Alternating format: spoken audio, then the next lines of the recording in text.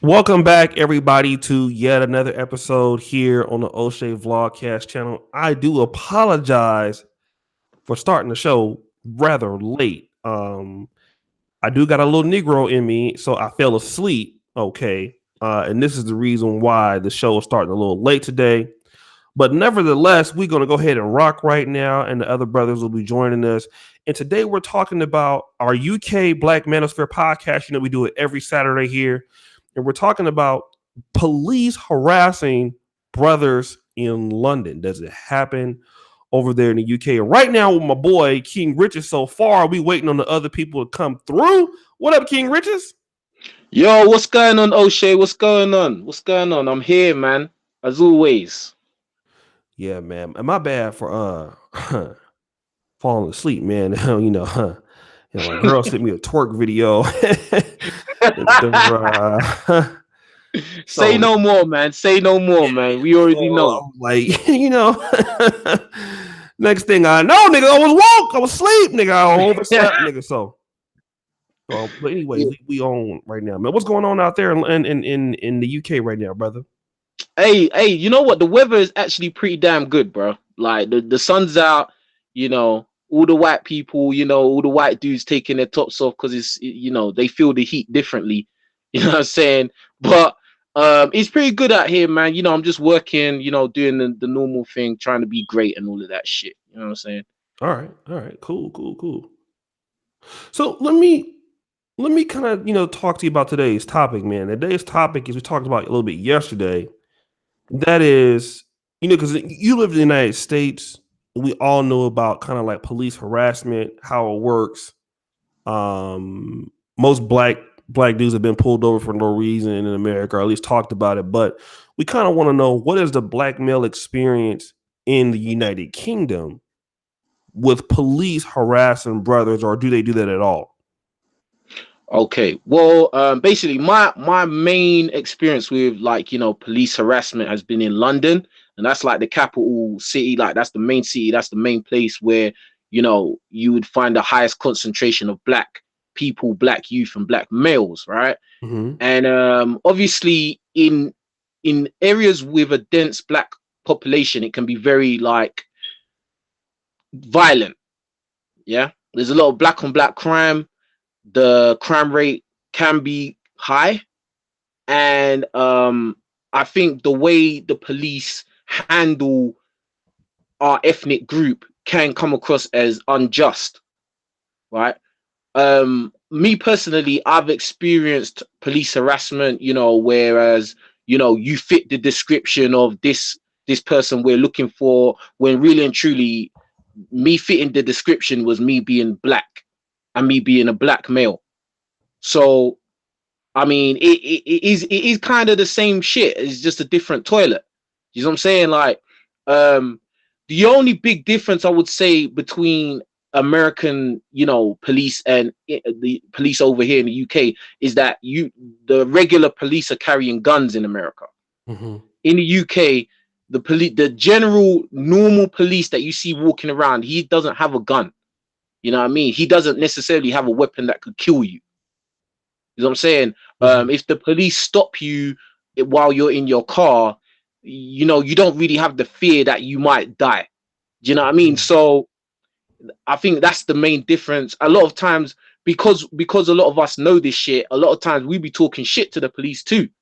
You know what I'm saying? But fundamentally, when you break it down, the police are the biggest gang in the city. You know what I mean? And you can't really fuck with them if they really want to hassle you. There's not really much you can do. Do you know what I mean? Because they're always gonna come out looking like they're doing the right thing. You know what I mean? And you're always gonna look like you're resisting arrest or some shit like that. Mm-hmm. Mm-hmm. Let me let's go back to this whole thing about the police not carrying or wearing, carrying any guns um in the United Kingdom. Have you ever experienced a police stop in the United States before? Yeah. Okay. What was the difference in being stopped by the police in the United States than being stopped by the police, let's say in London? I mean, like, what was the experience? I know one guy has a gun, another guy doesn't have a gun, but who has a more of an attitude or professionalism as you saw it? To be honest, I felt like in my run-ins with the law in America, which were not that many times, because I like to keep my nose clean, obviously, you Yep. know, but but the American cops, they did come across a little bit more of an asshole, in my opinion. Like they had more of a like kind of aggressive feel to them. Now that could be because of the location I was in, or whatever, but in my run-ins with the law, they did come across a little bit more aggressive in America, and I do think it is because they are carrying weapons, so they don't have to be as polite. It's kind of like they're telling you what to do, you got to do it. You know what I'm saying? Whereas over here, a lot of times, as I said before, a lot of times if you get stopped, niggas will argue with the police. You know what I mean? Niggas will argue with the police, like over here. Mm-hmm. You know what I'm saying? Because we don't really have that fear of, oh, you might get shot. Do you know what I mean? Like, but people have been shot by police over here, and I'm sure we will talk about that later on. Okay. Let me ask you this. Shout out to Eric P. Passing along the offering place. Shout out to the UK. Shout out to Dr. Deacon Eric P. over in the radiology department at St. Negro's Hospital. He's doing a great job over there with the CTs and MRIs. Let me ask you this, because you mentioned about there's some parts of London that are more prone to being violent, and there's a lot of black on black crime. Now, I also know that as far as crime, as far as in London, another thing is the police don't have guns, but the civilians typically don't have guns in London also, right? Yeah. Okay. Like the average guy is not gonna have a strap on him. Is not is no. What type of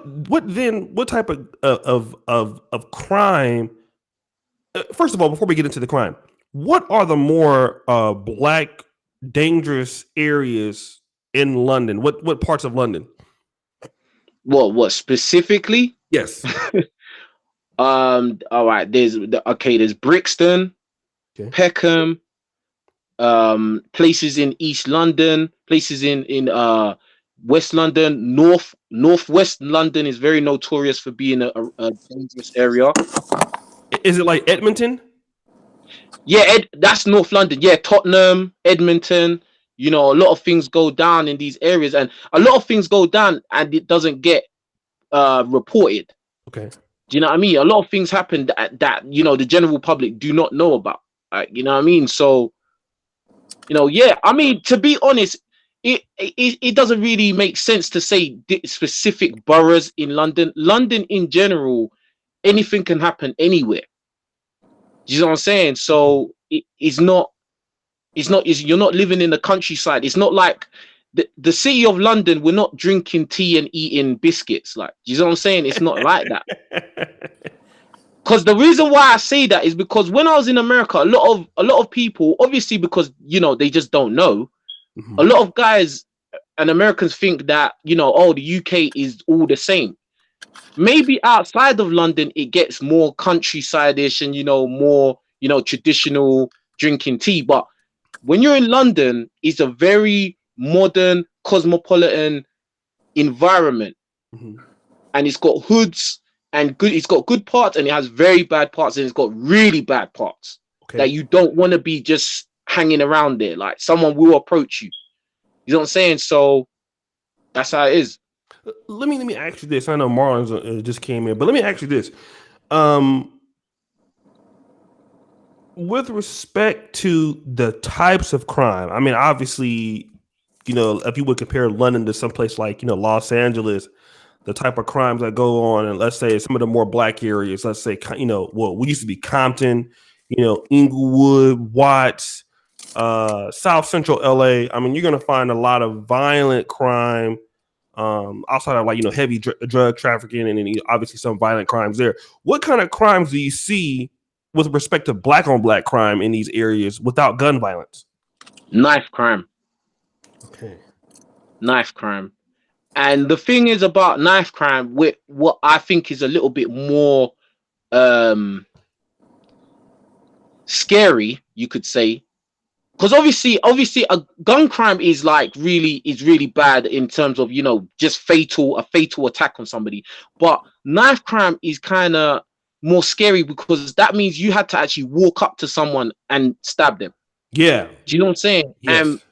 you know, anyone could shoot a gun. You know what I mean? Like, and it's not that hard to get a gun, but walking up to someone, you really have to hate that person. Like, you really have to want to, you know, you want to kill them. Like, you know what I mean? You don't just stab someone for, like, you know, accident or whatever. You know what I'm Hmm. saying? So knife crime is a big thing over here. I did a video about it as well because recently the percentage of knife crimes just shot up. It shot up by 63% or something like that. Damn. And I'm talking about this year. And they actually said that at one point the actual violent crime rate, I think it was, don't quote me on that, it was actually higher over here in London than in New York.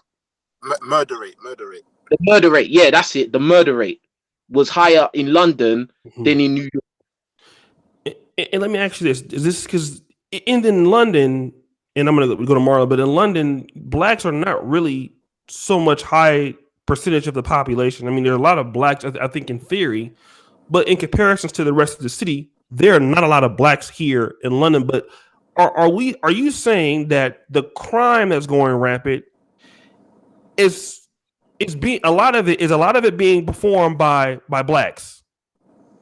I would say that first of all, I would say London is the main hub where you're gonna get most black people. That's what I'm gonna say first, right? So the concentration of black people in the UK is predominantly in London. Okay. Now there are other cities that do have, you know, black communities, like, but London is the main one, and London is the main place where all this crazy crime is happening, right?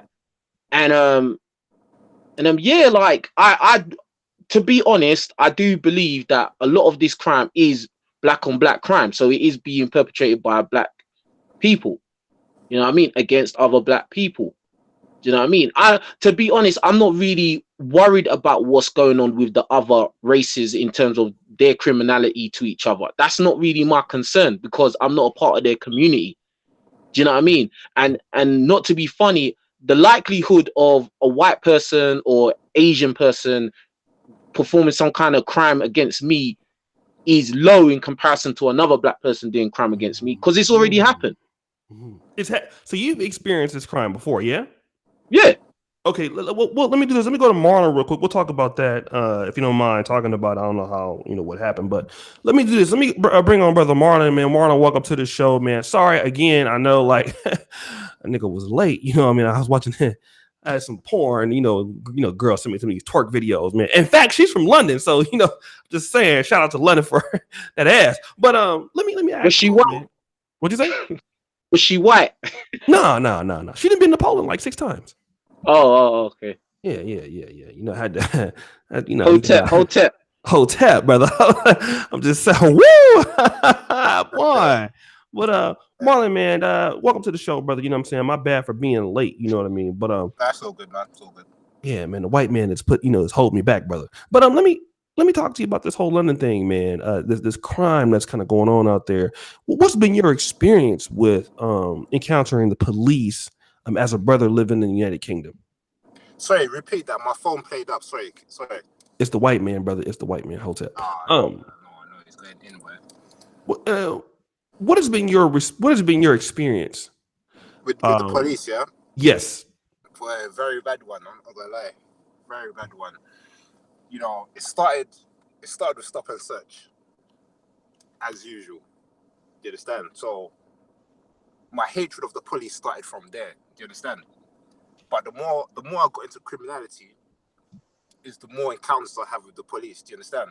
Mm-hmm. I've been beaten up by the police. Like on a couple of occasions. Like one occasion was very bad. I couldn't walk. They had to carry me. You know what I mean? Afterwards, but I just put it down to me just being a bad little you. You know what I'm saying? Like Yeah, but to tell you the truth, I ain't had any encounters with the police for the last 10 years, so I've been good with that. You know what I'm saying? That's my personal experience with the police. But let me ask you this: have you ever had any kind of racial profiling, like they stopped you for no reason, bothering you for no reason, things like that? Oh yeah. Of course. There was a time where it would happen every day. You'll be walking down the road. There'll be white people. There'll be Asian people. You happen to be the only black one. Police stop up, pull you over. What's your name? Where you going? I'm searching you. You're detained. This, that, the other. You know how it goes. Do you understand? It happened a lot. There was even days where it happened like 2-3 times in the space of 10 minutes. Wow. You know what I mean? There was a time when it was really, really hot. The streets were hot. You know what I'm saying? You couldn't even step out of the estate or hood in ULOC's terms without some police pulling you on. It was bad. It was bad. There was even one time, King Richards, do you know Graveney School? Yeah. Yeah, bro, imagine that one day I was walking by Graveney, yeah? Just casually walking by Graveney now.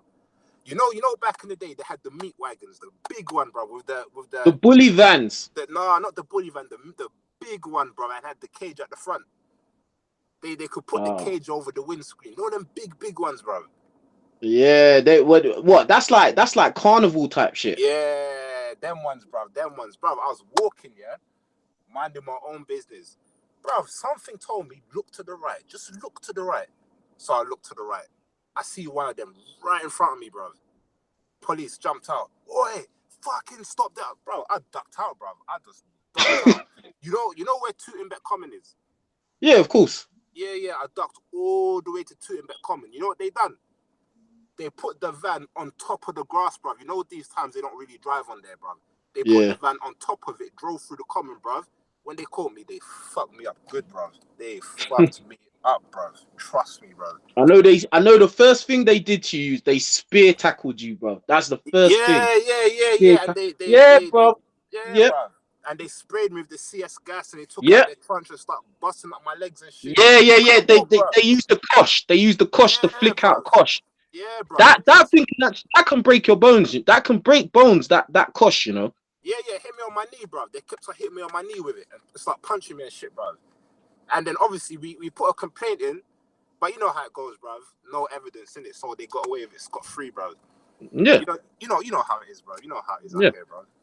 Yeah. Damn. But let me do this real quick. We have 95 people watching. Guys, do me a favor and like the video for me real quick. So it seems again for like the 6th or 7th week, there is great similarities between what we're seeing in the United States with black men in the police and also in the United Kingdom. But let me kind of get to you, King Richards, because you said you actually had an incident with black on black crime. If you don't mind kind of going into that, what did you experience? It's kind of mad, isn't it? Like, but I mean, like, obviously, like, you get in like beef with people and stuff like that. Like, you know what I mean? People carry weapons and, you know, it's mad, isn't it? Like, you know what I mean? But as I said, like, in my experience, in terms of like having altercations with like, you know, random people on road, I've never had a white person like, you know when like niggas be mean mugging and shit like that, you know, like niggas see you and, you know, they want to start trouble with you, they want trouble with you. Like it hardly ever happens with white people. Like, you know what I mean? Like, that's just my experience. It's always going to be another nigga that's going to be staring at you. There's always going to be another nigga that's hating on you. You know what I'm saying? Now, it's up to you if you're going to make it into a bigger issue. You know what I'm saying? When I was younger, I had a problem with people looking at me. And it's like, I don't know, it's just like a macho thing. And it's a thing, it just used to irritate me. Like, if another guy was watching me, I'm going to say, what the fuck are you looking at? Do you know what I mean? And then that always starts beef. Yeah. You know what I'm saying? Because either the other guy is he's gonna bow out, he's gonna shut his mouth, he's gonna walk on, or he's gonna say what back, and then you can't really get out of that now. You're in beef now. You know what I'm saying? Like, that's it. And then that beef can carry on, and it could just keep carrying on. You know what I'm saying? Like, because especially if you live in the same kind of area, you're always gonna see the same people again. You know what I mean? And obviously, location is a big issue because I've always lived, apart from right now, I've always lived in black areas. Always.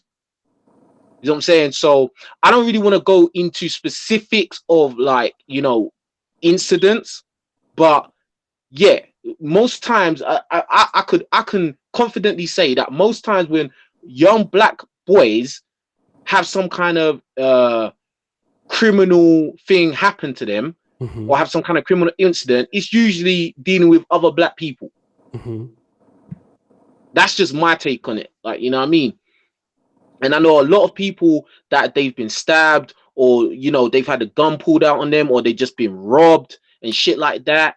It's usually another black person that's done it. You know what I'm saying? Mm-hmm. Mm-hmm. So that's what I can really say about that. I don't really want to get no further into that, to be Okay, honest. okay, okay. Let me ask you this. Like, as far as this whole thing of now, are there any black I mean, because here's the thing. I mean, United States, there are quite a bit, depending on the area, black police officers. Now, are there any black police officers in London? Did you see a lot of those guys? Yeah, you see black police officers, man. Okay. And then how are, because typically, and the reason why I'm asking is black police officers in the United States tend to be the worst when it comes to like dealing with them over white police officers. But what's been your experience with dealing with black police officers in Britain, versus the white ones? To be honest, even though I did say there are black police officers, I personally have never been arrested by a black police officer or harassed by a black police officer or anything. I think that may be an American thing Okay. where you have the black police officer or detective, and it's like that. You done fucked up, right? It's not really that. You, you know what I'm talking about. It's not Yeah, really yeah. that over here. Because you will catch the one or two black police officer, but it's more than likely going to be a white man, a white woman that's coming to stop and search you, you know what I mean, or harass you or do something. Mm-hmm. And every time I've been arrested, it's been by white policeman. When I get to the station, is white. The sergeant is a white man. Do you know what I mean? So I think a lot of times when you see black police officers over here, it's usually the ones that want to kind of look out for the community. So they be the ones that you see walking around. They're the ones that probably try to get involved with the community. Because it's more than just being it's more than just like upholding the law. It's about trying to make a community kind of thing with those particular ones that Okay. I've seen. Okay. So yeah, that's what my answer to that. Okay, let me ask Marlon. Have you had any experience with dealing with black police officers? I've never been arrested by a black officer. I've never been stopped and searched by a black officer. When I have been arrested, I've seen black officers in the custody suite, and they've been cool. Like even the last time I got arrested, a long time ago, there was a black guy. He tried to keep me out my cell as long as possible. Do you understand? He'll make tea for me. It was all right. I had a good experience with him still. So yeah, I think it's just the white thing, to tell you the truth. Okay. Yeah. Okay. All right. Let me do this, guys. Thank you for coming in. You know what I'm saying?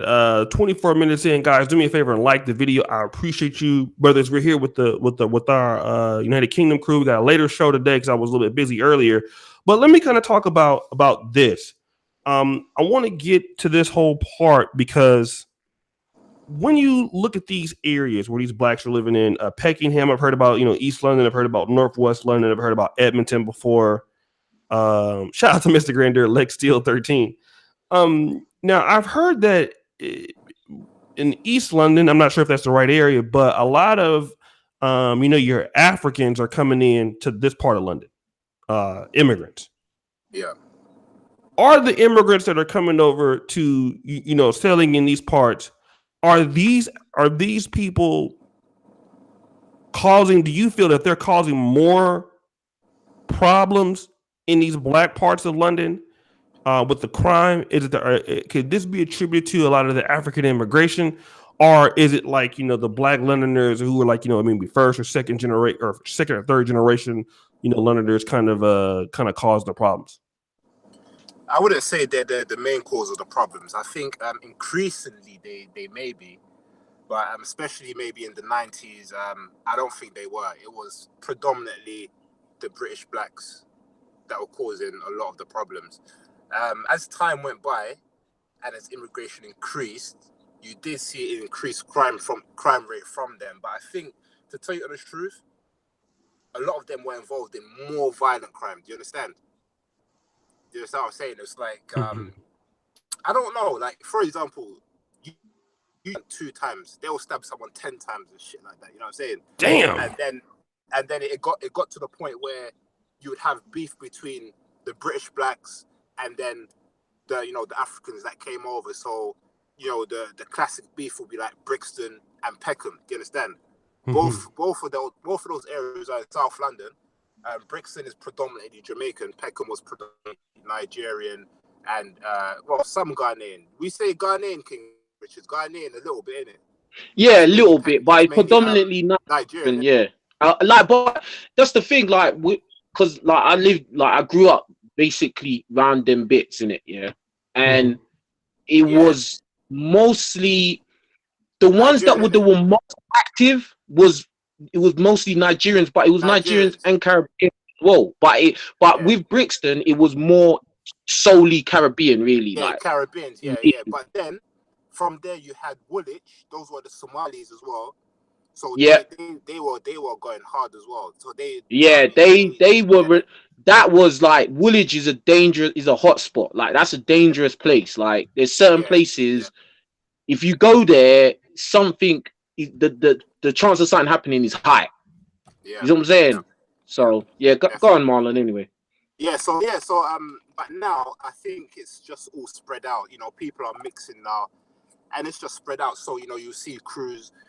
It's not a thing to see Caribbeans within one crew, and they have some Africans in them, and you'll see even a couple of Asians in them. Everything's mixed up. It's not really like America Too Tough, where you see like a black gang and a white gang. You'll see a gang and you'll see white people in there, you'll see black people in there, immigrants, Somalis, you might see the odd Asian. That's how it is in London still. There's no, to my knowledge, there's no gang of one specific ethnicity in London. That's how I see it. Apart from mafia, maybe like like Kurdish and those Turkish type people. But apart from that, the street gangs, you won't see like specific ethnicity within them. Yeah, I just wanted to add, like, it was, to me, in my opinion, like, with the immigration, like, it's not really a thing of like Africans coming in, because let's be real, like, I know Marlon knows this as well. Like, there's a lot of yardies that were coming in doing a lot of mad shit as well. You know what I'm saying? So it's not really like just Africans or just Caribbeans. Like, if he was going to talk about immigration, it's just like immigration of blacks from outside of the UK in general. Do you get what I'm saying? Because, bruh, like, if you go to certain areas, go on. Now I was gonna say the yardies though, or what they called the yardies, they're not really like that no more. That was all popping off in the 90s. You know what I'm saying? Yeah, it was more of a back in the day thing, to be honest. It's like, not really like that. It's not really like that now. Nowadays I've noticed it's like Marlon said, it's more mixed up. Like, these gangs are mixed now. Like, you can't say, oh, it's just these or that. Nah, they're mixed, and you don't know who's with who. You know what I'm saying? So you could get yourself in a mad situation thinking, oh yeah, I know who he's with. No, you don't really. You don't. You know what I mean? So yeah, go on. No, it's even some Asian dude the other day, bro. My man's like, he's in jail, so he sent out a WhatsApp video, and my friend was showing it to me. A couple of Asian guys. He's there smoking the big weed, saying, "Yeah, my nigga, what's going?" I'm thinking, damn, is that how they're talking nowadays, bro? Asian guys, bro. It's like cash. I'm thinking, damn, bro. Times have changed. Times have changed, bro. Trust me. From when I was on the street gang, anyway, times have changed a lot, bro. It's changed. What is? I mean, what has changed besides the mixing of the races in the kind of like I guess interracial gangs that you say? What other things that you've noticed have changed? Well, I think where I'm from is South London. South London was like the traditional home of crime, if you want to call it like that. If you want to compare it, it might be a very poor comparison, but I think South London was maybe like the Compton of your area. Do you understand? What do you think, King Richard? Do you agree with that? It was notorious. It's not like I remember when there was a point. Like if it's like when people ask you where you from, you say South London, they're like, oh, Yeah. do you know what I'm saying? It was one of I remember that shit, man. And do you know what? I'm not gonna lie, those times I liked it.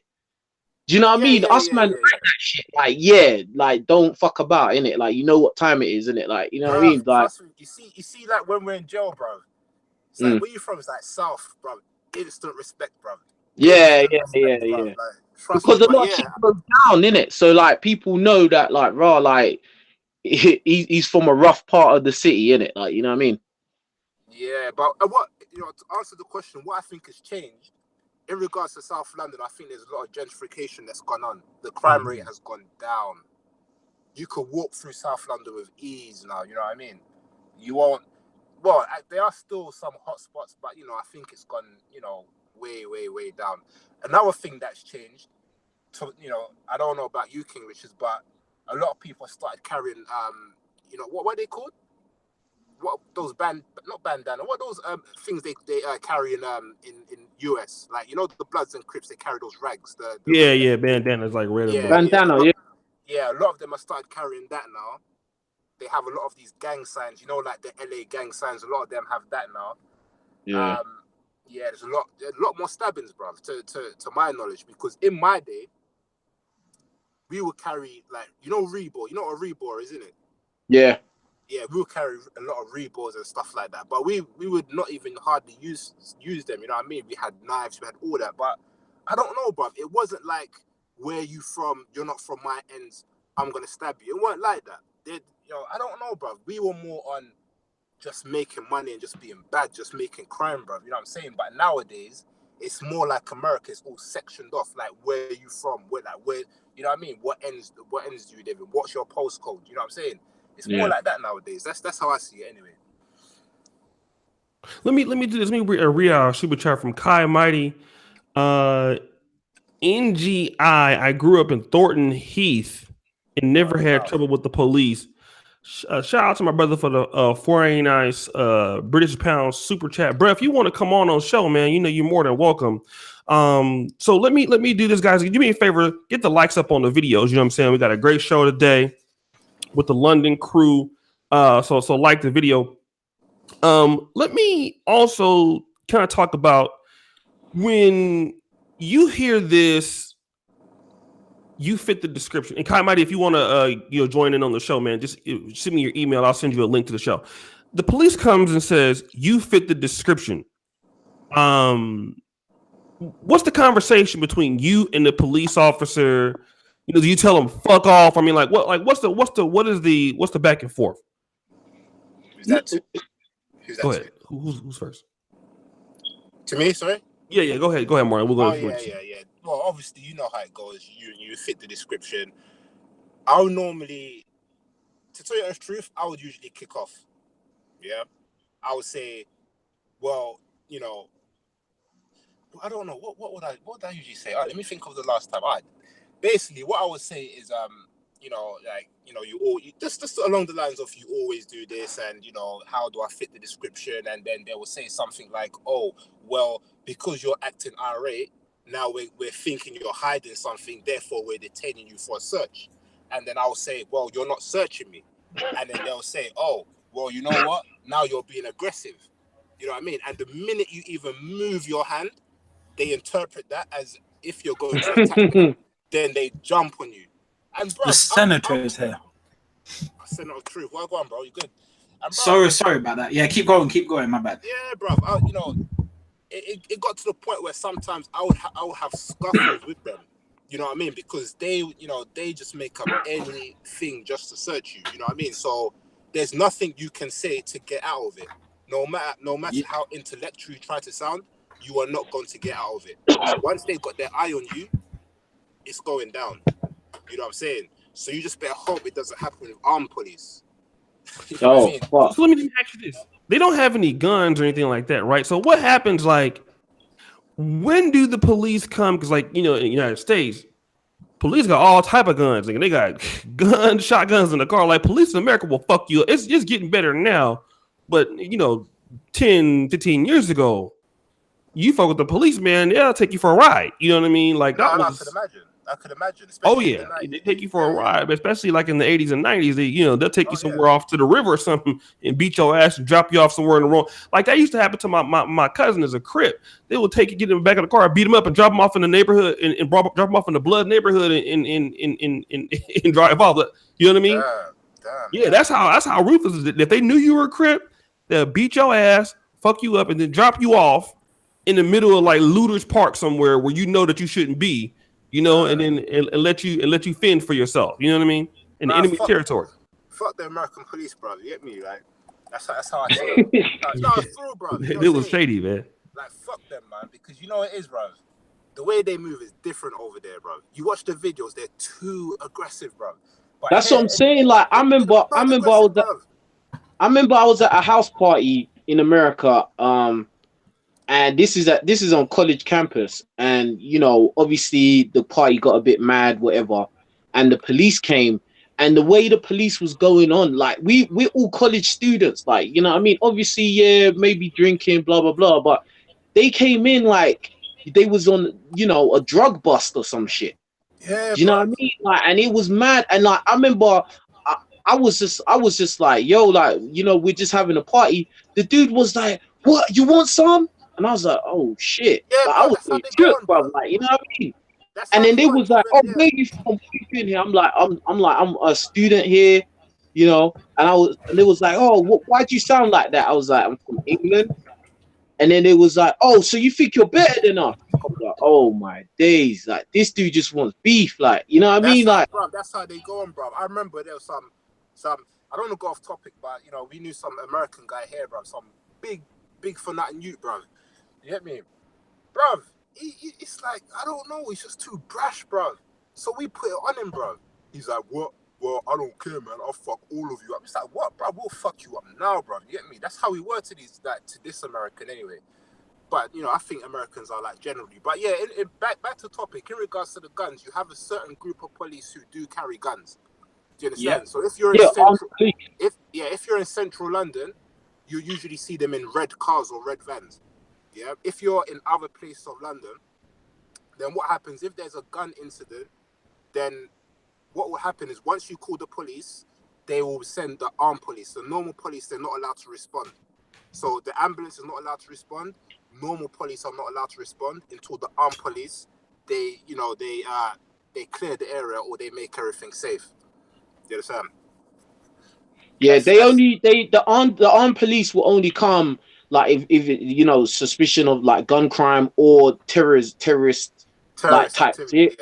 Yeah, terrorist activity. Other than that, they're not just gonna. But to be honest, like sometimes you will see them in the shopping center. If you're in a big shopping center, you might see armed police just walking around, like, you know what I mean, like certain situations. But in general, the general police you see walking around, they ain't armed, innit? Yeah, like, yeah. You could walk around London for maybe 6 months, you won't even see them.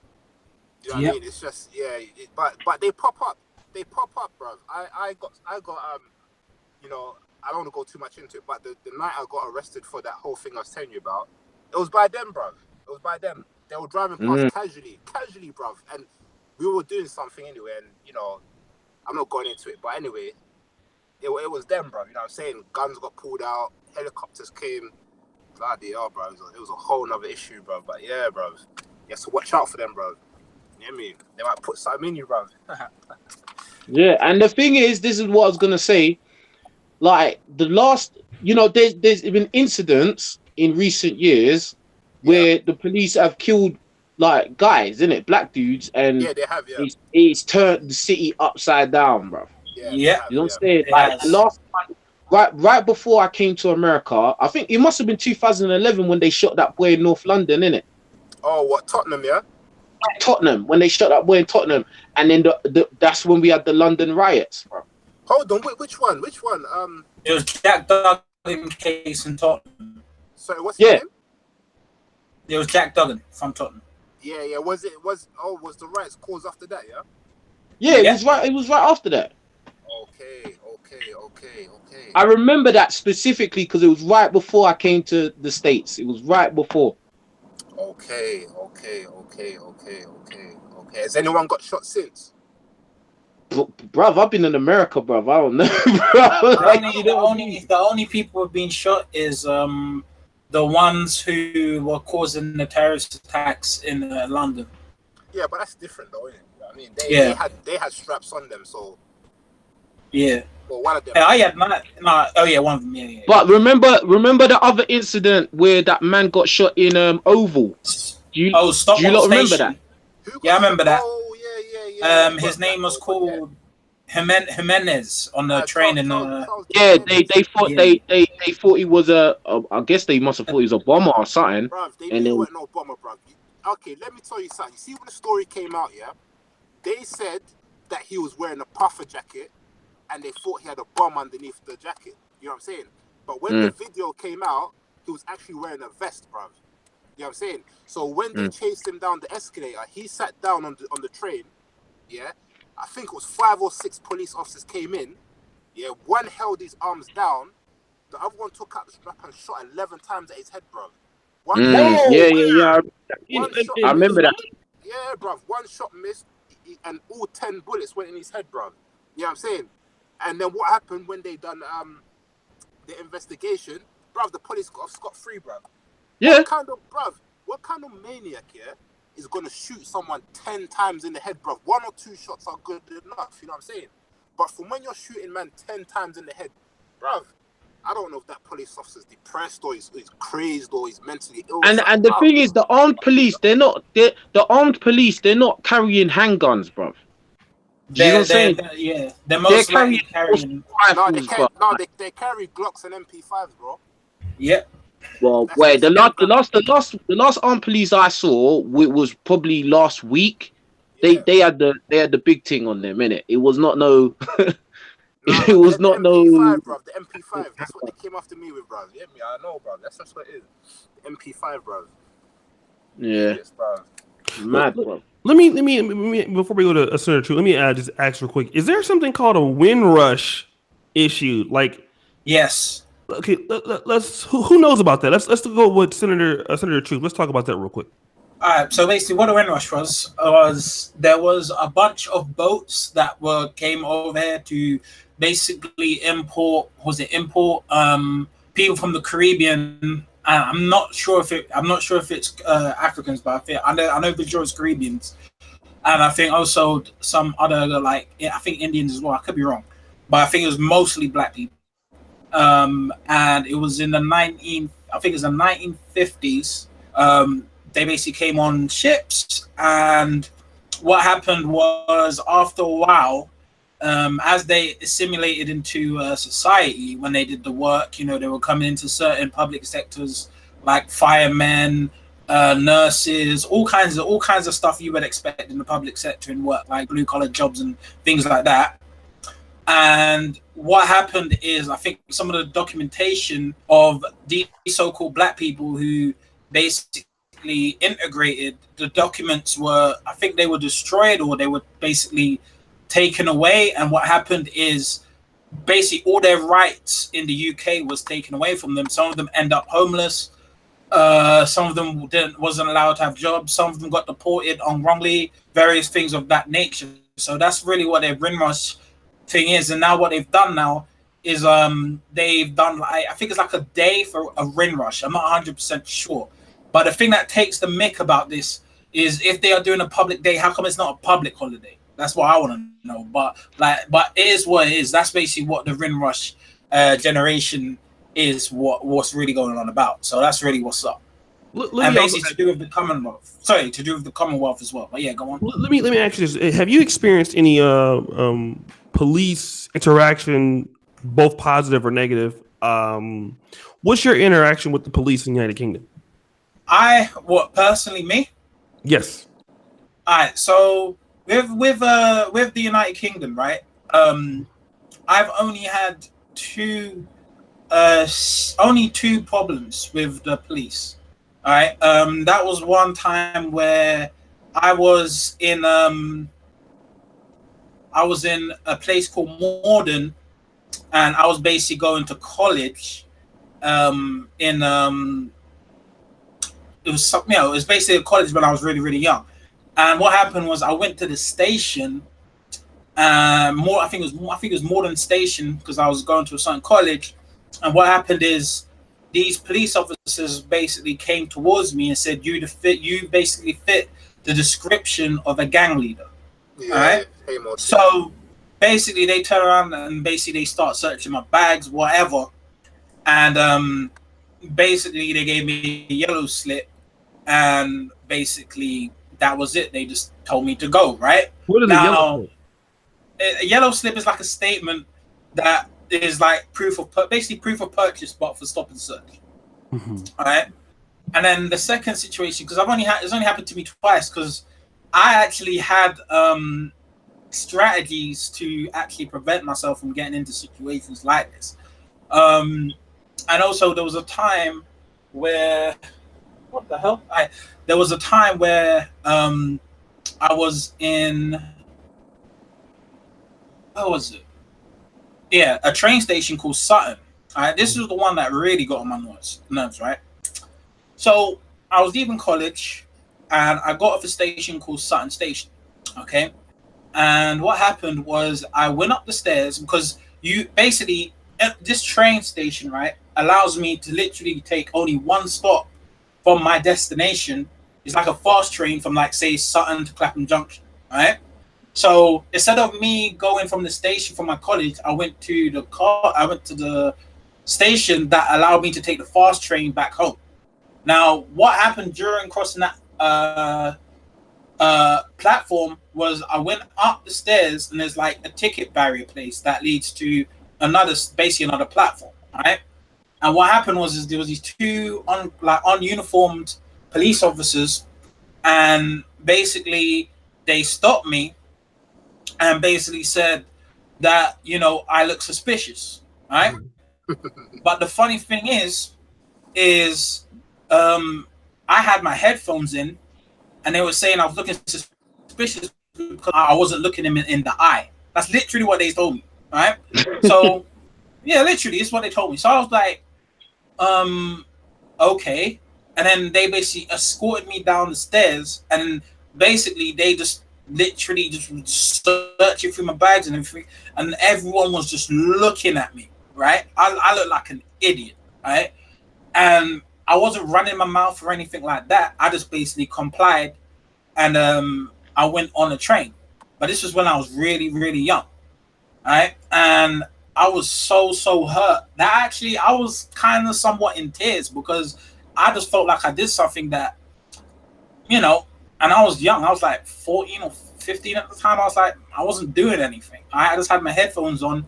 I'm just going to a different station to just get a fast train back to Clapham Junction, right? So what happened was me and my mum basically called up the police station and basically explained that, because I'm autistic and I have Asperger's syndrome and things like this, we ain't going to be looking at people in the eye, which I don't even know why we get into that conversation, simply because no individual is going to draw suspicion towards themselves by looking at a police officer. Like, if I see the police, I ain't looking at them. If I see a police car driving by, I ain't looking at it, right? So what it is as I went by and I basically went down, right? My mom and me just basically called the police and said, look, basically Sutton Police Station basically said, hey, look, you searched my kid and it felt basically wrongly because I don't have a criminal record or basically anything, right? I haven't had no dealings, I haven't committed a crime, none of that. And they basically searched me, right? And it just felt so wrong, because why are you searching me when there was a whole heap of other people around? Because you're black, bro. That's why, bro. That's it, bro. Welcome to the black. Because you're black, bro. That's why. I understand. All right, so basically we spoke to the police officer, and the police officer, the head there, was saying that, yeah, you know, I got an autistic son, and yeah, it was a good chat, and that's really the positive, basically part of it, and that's basically how I had to deal with it. After those two let's say occasions, I wasn't actually dealing with this because I was basically strategically avoiding them in like certain ways. So that's really why I haven't dealt with it for probably a decade now. Okay. Okay. Yeah. Let me do this real quick. Shout out to Liza Jean for the $2 $3 super chat. Thank you. Let me also shout out another person. Man, I got so many windows up in this mug thing. Hold on a second. Let me do this real quick. Shout out to Jamie C. And then let me shout out to Zachariah Williams, $2 super chat. Thank you so much. I really, really appreciate you. Let me kind of shift from the police situation. Let me go to Marlon about this whole gentrification. I understand there's certain areas in London that are like historically black dominated that have now been gentrified. The same situation is going on in the United States. What parts of London have you seen that have been gentrified and the crime levels? What's going on with that? Are they decreasing, raising, or what? Mainly Brixton, some parts of northwest London, and a few other parts of South London. I would say Battersea as well. I know you're not familiar with these areas, but you know historically they have a large black and ethnic population. I cannot give you statistics, but from what I see and from what I understand, the crime rate has gone down in those areas. They've taken a lot of the white young middle class. Even to some extent, they've knocked down the estates or hoods, as you guys would say. We had even in a place called Elephant Castle, you have huge tower blocks. They've raised all of them, knocked them all down. Serious? Yeah. Haygate. It's not there no more, bro. Haygate's not there. Whoa. Yeah, it's not there, bro. They knocked it all down, bro. Even Winstanley, Winstanley, they're looking to Yeah, of course, well. on the Winstanley estate. Yeah. They're looking to knock that down as well. So wow. Even Brixton, you have a lot of the trendy upmarket type people coming in now. Do you know what? Yeah, it's not. I shouldn't be surprised because the last time I came back from the States on holiday, and I went Peckham, and it looked completely different. Yeah, it would be. Like, yeah. Do you know what I mean? Like, look completely different. Like, no. So I know where a lot of this started. Is when the Conservative government came in, and what they were doing as well is they were cutting a lot of like the welfare. I use the word welfare because we have a lot of American viewers. They cut the housing welfare and they cut a lot of the welfare for the children. So what that would mean is a lot of the people couldn't no longer afford to live in their houses in central London because a lot of the hoods will be close to the central area of London and the surrounding areas. So what happened now because of that, they're starting to move a lot of families outside London or on the outskirts of London. For example, a lot of the people from Brixton have gone to Thornton Heath. Yeah, that makes sense. Understand? So Thornton Heath it's always been, I would say, just above half black, but now it's more predominantly black area. Like Thornton Heath, Norwood Junction. Yeah. They're moving them all up that area now. So from what I see, the crime rate has gone down. Even there's one huge estate called Winstanley, as we was just talking about. There has been a couple of murders there in the last year, and there's been a horrific one, man. They got some guy, man. They got a bloody sword, bruv. That they stabbed him so many times, yeah. They said they don't know whether it's 17 times or double that. And the reason why they don't know is because the sword was so long, possibly it went in through the front and came out through the back. So they don't know if the back wounds were separate wounds or if it was just one knife going through. But they're in prison now. They got caught for that. Imagine that. They picked him up, put him on top of the car roof and stabbed him up, bro. But anyway, if you go around the area now, it's a lot of students, a lot of white people. There's a few Chinese people, So apart from those murders, I think yeah, crime rate has gone down in the gentrified areas. I would You say see, it has. you see with that what you was talking about there, that Yeah, just goes to show how, like, obviously gun crime is a bit, as I said before, gun crime is bad, but I'm saying knife crime, like, you know, having the thing to pick up a sword and like run it through somebody, yeah, that's a yeah, next level. You know what I'm saying? And then These anyone could shoot someone, blood. And little kids have shot people before. oh yeah, these streets You are know what I crazy, mean? bro. Because you know Edmonton, Yeah, of course. they used to call it. I don't know if they still call it that, but they used to call it Shanktown or something. Shanktown, yeah, yeah, Bro, yeah. imagine that. I was there, bro. Yeah, Mm, bro. I got approached by these kids, you know, bro. Kids, yeah, kids, you know, like, and some of them were girls as well. I was yeah. like, what you doing? They were following me around and shit, bro. So I started like laughing at them and cussing them and shit, saying, whatever, man. Bro, I see bare hoodies, bro. Bare guys in hoodies, bro. Like coming out. I said, oh shit. I jumped to my car and rolled out, bro. I said, fuck that, bro. Yeah, straight. Bro, the whole man down and stab man up, bro. Trust me, bro. Yeah, Yeah, bro. yeah. But yeah, as I was saying though, in the gentrified areas, I do believe that crime rate has gone down. You know, it's obvious it would, you know. Yeah, it has gone down, yeah. So I'll show you Oh, that. okay. Yeah. Anybody want to add anything or? Yeah, I'll add something. There's one thing I definitely learned, right, regarding like with the police and being searched, right. This is what some Negroes need to understand, right, and I don't think they do understand this, right. Is running your mouth is not gonna get you anywhere. I've been trying to explain this to people, right? Is there's really you running your mouth, right, is not gonna help you.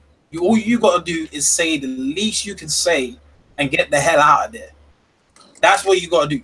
Because the reason why I say this is simply because if they do something wrong, all right, then you could basically report what is going on. There's witnesses in the station, there's a CCTV camera or whatever that's going on. They could take for basically you, because this is the policy these stores have, right? Or stores or police in general. You have to go to the police before you could actually see what is on those CCTV cameras. So what you want to be doing is you want to keep your mouth shut. Stop doing all this. Yeah, stop waving about and all this nonsense. Because I've seen it all the time.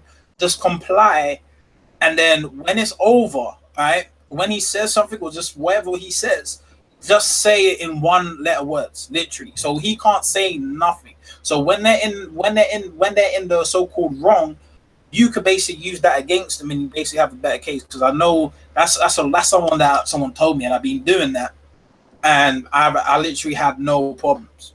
Yeah, but that's good advice here. But at the end of the day, the way how I saw it, especially when I was young, when they stopped me, I would always act a fool, bro. And you know, the reason why is whether or not they do something to you, and whether or not you complain because of that, nothing's gonna happen, bro. Nothing ever happens, but bro, you'll complain, bro. I complained to the police so many times. It got to the point I said, you know what? F it, bro. I don't care. I'm just if they stop me, I don't mind spending the night in the cells, bro. I'm not having it. You know that's what they want you. That's what they want you to do. I don't care, bro. I don't care. Obviously, as an adult, I wouldn't do that. You know, obviously, I got a life to live. But when I was younger, nah, bro. You know what I mean? Even who remembers that case? Yeah, when they got that black guy a few years ago, and the policeman said to him, "Oh, your mum's a nigger, and you'll always be a nigger." Remember that one? Whoa! Do you remember that one? Nah, I never saw. I wasn't around for that shit. I'll try seeing the link still. My man said, your mum's a nigger, you'll always be a nigger, you know what I mean? And the guy recorded it with his phone. You could find it online somewhere, bro. What happened? They complained, they played it to like I think it was the CPS or whatever. Found not guilty, bro. How could you compete with that? You know because and the thing is, how are you gonna complain about the police to the police? That's stupid. It don't make sense. That's why I rate Theresa May in a way. I know a lot of people don't like Theresa May, yeah. But when she was Home Secretary, yeah, before she became Prime Minister, she said, you need to stop with the stop and search. You need to reduce it, and you need to have a more targeted stop and search. You know what I'm saying? So she said you need to implement that. Yeah? The police, they didn't implement it. Do you understand? They were still stopping and searching people, and the amount of stop and searches were rising and rising. Then she come back, yeah, and she said, look, if you don't change your policy, yeah, on stop and search, I will change the law to make you stop it. You know what I mean? And bro, from there it started to go down a bit. That's why I rate her, bro. I rate her for that still. But let me ask you this: but the stop and search? So let's just take it from this particular perspective. Stop and search has went down, but has crime went up? Crime has gone up, yeah. Okay, let's talk about this then. Let's switch gears. Why is crime in Britain or in London? Why is it going up? Well, sorry, there's been this is an issue of contention at the moment. Okay. Some people are saying it's due to the reduced stop and search. Some people are saying it's due to police cuts because thousands of police have been cut basically. Funding to the police have been cut and a lot of police stations have been shut. And another thing is, I think it's just like maybe a generational thing. You got more of the youth coming up, you know, especially in my generation. There are a lot of girls, you know, getting pregnant and that now, you know, their kids are having kids and whatever. You know what I'm saying? So there's a big argument, but I think it has a bit of everything. You know, obviously, if there's less police on the road, people are more bold to carry different types of weapons. You know what I'm saying? Because I drive around, I hardly see police. Hardly. There's times where I don't see police weeks on end. It's that bad. You know what I'm saying? So I think it's a bit of everything. A bit of everything why the crime rate has gone up. Me personally, I do believe they need to bring back stop and search. It might sound like I'm a hypocrite, but I think if they have more targeted stop and searches, you know, they target individuals that are either known to be in gangs or wear gang colors, or you know what I mean? Because you know, like a lot of how the roadman dress in black, or sometimes you see them on their bikes, but you know them when you see them anyway. You know what I'm saying? I think if they target those people, they target certain hoods, and they have intelligence on people, then yeah, that's fine. But to just stop and search random black people, that's wrong, and that's going to lead to some type of chaos. You know what I mean? Let me do this here. Hold on. Let me hold on a second. So wait a minute. Wait. Gold Eagle. Hold on. Wait. Who was this? Stop the show. Oh, so you thought what she said was funny, huh, bitch? Hold on. Wait. She thought it was funny. Hold on 1 second. Cause Mia, go ahead and get rid of the golden. Go ahead and get rid of Golden Eagle too. You thought the shit was funny. Get up out of here, bitch. Boom, both of y'all are gone. Talking shit. But you think it's funny, ho. What happened there, man? Both banned. Shut your motherfucking ass up. LOL that, motherfucker. Bitch. Okay, well, I'm sorry, brothers. All right, let me think with this. Why is the crime going up? Why is the crime going up? Because a lot of people are broke. A lot of niggas are broke. And niggas wanna buy Gucci belts. Niggas wanna fucking buy BMWs. Shit. Niggas want bitches, and bitches want money, bro. Bro, that's why. Stop me for 1 second. I beg you, bro. I beg you, yeah. Because you said Gucci belt, yeah. Do you remember that guy who shot that woman, bro? And he bought a Gucci hat with it, with the money he got paid to do it. Yeah. You don't remember that? No, I don't remember it, but I believe it because I know that shit happens. My man took out the shotgun, bro. Anyway, carry on. Yeah, so niggas, it's the same old thing, but the thing is, yeah, it's like the culture we live in now doesn't give a fuck about nothing. I'm around young dudes a lot these days, and these niggas don't care about nothing but stunting, man. All they care about is buying designer clothes, getting a whip, and having a bad bitch. That's all they care. There's no morals no more, bro. You see, the thing is, like you know, like when Marlon was talking about back in the day and all of that, right? Like how it was different. Niggas kind of had morals. There was kind of a code to the shit you would do. You know what I'm saying? Like like these days, there's no code, bro. Like the niggas will do shit to your mom. Niggas will do shit to your children. Like niggas don't care. Like and girls are doing this shit too. So there's no rules, bro. That's the reason why it's going up. And now, and the thing is, everybody knows this, so everybody doesn't give a fuck. It's not like, oh, it's just a small minority. No, and nobody doesn't care anymore. You know what I'm saying? That's why it's gone up, and the level of materialism has gone up too. You know what I mean? So that's why the crime rate is skyrocketing, and it's not going down, but it's not going down. But There's no. To be honest, I don't think there's no way to stop it. All you do is level out.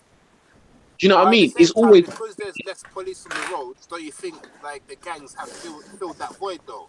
Because of course, like I said, I don't like, see any police on the road, and I think if there was more of a police presence, then obviously people think twice before they step on the street with weapons or you know what I'm saying, or do some type of criminal activity like they're on the road. Especially, you know, we got a lot of the bike crime now, the motorbike crime. Like, we have a lot of that now. But because there's no police on the road, how are they going to get stopped? It's got to the point. That's the thing. The public are starting to stop these things. They're doing citizens arrest and these type of things now. That's dangerous. Yeah, that's dangerous. That's dangerous, bro. I'm telling you, bro. Like that. Hold on. I agree with you. The stop and search, even though it's annoying, and you know people get caught in the crossfire of getting held up by police, bro. Yeah. It's a deterrent, bro. Because I know when I was doing things I wasn't supposed to be doing, or I was carrying stuff I was not supposed to be carrying, it made me a lot of times stay in the house or avoid certain areas because I knew the likelihood of me being caught was high. Yeah, definitely. And the fact of the matter is, if I'm in my house with the things I'm carrying, I can't hurt nobody else. There you go. Do you get what I'm saying? But at the end of the day, I just feel like with right now, the way especially London is right now, bruh, like there's no rules. People are throwing acid in people's faces, bruh. There's no rules, bruh. Oh yeah, you know what I'm saying? Acid, that's been going on. Like acid attacks, like that wasn't going on back in, but pre King Richard's going to America, that wasn't happening. It wasn't happening at all. Like, what happened? Now I've come back. Oh yeah, acid in the face, acid attack. Oh yeah. What the fuck? Yeah. Acid in the bottles, like. That's happened. No, let me do this. Let me welcome to the show, Kai Mighty. He, took like 45 hours for the brother to download the thing. But shout out to you, man. We're trying to get you on for a minute, man. Well, what's up, man? Let everybody know what's up with you, man. Where you from and all that good stuff, player. Yo. From South London, Croydon, and used to live there. Just been watching the show, enjoying the content, man. Okay. How long you been following on my channels and shit? About a year. Okay. Yeah, man. How man? All my shit going out there to the UK, man. What the you niggas know me out there? Okay, I'm all right. Yeah, man. Oh shit, you're famous out here, blood. You know what I mean? I am. Yeah, man. Yeah, man. Yeah. Not like that, but you know how it is. Yeah, I mean, I might be able to get a free barbecue sandwich or something up in that motherfucker. Let me yeah, do y'all barbecue like? I mean, King Richard, I know you probably used to. Do y'all barbecue like we do in America, like Negroes? No, not in the park. I ain't seen it in the park anyway. But yeah, it's a big thing in America with niggas and barbecue. Maybe Brockwell Park. That's a lot of black people. Right? Well, used to be a lot of black people out there, but yeah. Okay. The thing with the barbecues is we only like most black people do it in their back gardens. Yeah, back garden thing. Yeah. That's really what goes on. I'm at the unless it's like a big park event like Burgess Park or Brockwell Park or something like that, then there'll be barbecue, a lot of things going on. But is it gonna be good like our? Because we can't do that much shit right in Black America, but when it comes to barbecuing, Nick, hey, that's a whole nother fucking live stream food, like American food and stuff like that. Because We I got could some talk blow about your that. ass out. Boy, look, we got some boys that can put it down, Bond. Trust me, I got fat bro. First year I was in the States, I got fat quick. Trust me, man. It's a culture, man. But let me shout out to Kai Mighty, man. Let everybody know what's up with you from South London, man. Let's kind of get back on the thing about the police. You have a different experience from the rest of these dudes. You never had no issues, it seems like. Let's kind of talk about that. Yeah, I feel like unless you go to areas where most people know it's quite bad, like you should be alright. If you're not moving a certain type of way, you're not looking a certain type of way, and you're not in the wrong areas, you should be alright. That's from my experiences anyway. And my area wasn't that good. Would you say looking certain? I mean, let me ask you guys. But starting with you though, Kai Mighty, like, is it the way that you're dressed? Yeah. Could that stop? That plays a big role. Okay, let's talk about that. Like, so it's not just because you're black; it's because maybe you're dressed a certain way. I mean, that comes into it as well. But I think more so, like if you're black and you have like a tracksuit with your hood up and a pouch and like Air Max 95s, then they're gonna be. I feel like they will look at you in a certain type of way. Like, what's he onto? Whereas if you're dressed normal, you got a different like posture, type of energy about you. You're not looking like you're about like it's that type of business. Then I don't think you'll really get bothered that much. To be honest, that's from my experiences anyway. Okay. Have you ever had any friends that had any issues with the police or something like that? Not close friends, no. Uh-huh. Like people I went to school with, yeah, definitely, but not close friends like that. Nah, not at all. Well, let me ask you this: have you experienced any racism from whites in England or anybody? Never.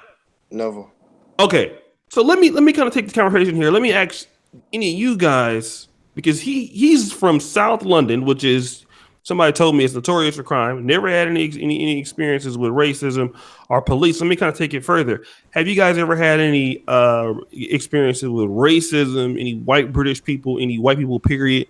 Calling you a name, bothering you, anything like that? Not really. No, not from the white people here. The only racism I experience is usually from immigrants. Like Polish or these type of people. Yeah. The white 100%. British people, I'm not gonna lie, generally they're cool, you know what I'm saying? This you don't really get nothing from them. You might get the odd look or the usual stuff, women crossing the road and shit like that. But apart from that, nah, I experienced no racism like that still. Yeah, go ahead. I'm sorry, who's that? Who's speaking? Yeah, I was just gonna say, it's true, because I think a lot of these Eastern European white people that come over here, they're not used to black people. You know what I mean? Whereas like the white British people, we've all grown up in the same melting pot. Even though, some people are more mixed up with us than others, they usually know at least one person, if not one mixed person or something. Like, you know what I mean? Like, so, they're not going to be out and out racist like that. And it's not really in the British nature to be so directly in your face. Is a lot like the British is more about sarcasm and being indirect. Do you know what I'm saying? So they're not going to be out and out racist to your face. They might say something a little bit ignorant, but they're not going to be like that. But I think the immigrants, they're more direct. Like, they don't fuck with you if they don't, because some of them they do. You know what I mean? Everyone's not all the same, but if you're gonna experience racism, it's gonna be more than likely from someone that's not even British like that. You know what? Let me just quickly break it down. Yeah, you got like the working class or the lower class. Yeah, then you got the middle class, and then you got the upper class. Yeah, I think what it is with the lower class people, I think in America you lot would be divided. I think they call them like trailer trash and these type of people. Over here, you do get a lot of them that are like, oh, like, you know what I mean? But at the same time, they mix with a lot of black people, so it's cool in a way. They a lot of them are not like that. You'll be surprised. You may get a bald-headed guy that's big and he talks with a Cockney accent, but he's actually cool with black people. You know what I'm saying? Yeah. Yep. Now, I'm Yeah. not making excuse for them. I'm not saying all of them are like that, but generally, you're cool with them. With the middle class people now, there will be some of them who are racist, but in their class, they're more liberal. They're more like, you know, arty, farty type, you know, liberal, you know, open type people. And so even if you do get a few of them who are racist, it's not acceptable in their class, so therefore they will hide it. You understand? Now with the upper class people now, that's when you get more of an institutional racism, you know what I'm saying? But still they're not going to voice it. So on the whole, those ones, they're not gonna voice it, but their no, they won't actions voice it. will Their be. actions. So Yeah. the first group, they're iffy, they're okay. The second group, they're more in tune with their group, and the higher group, they're not gonna voice it because of certain things. So yeah, all around it's kind of okay still. It's just the immigrants. Hey, can I just say one thing? Yeah, go Kai Mighty, where are you from again? What part of England are you from again? South London.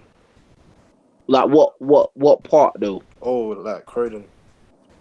That's not even London though. What do you mean? Croydon's London, bruv. Croydon is Croydon, London. yeah, it is. It Yeah, is. Croydon is London.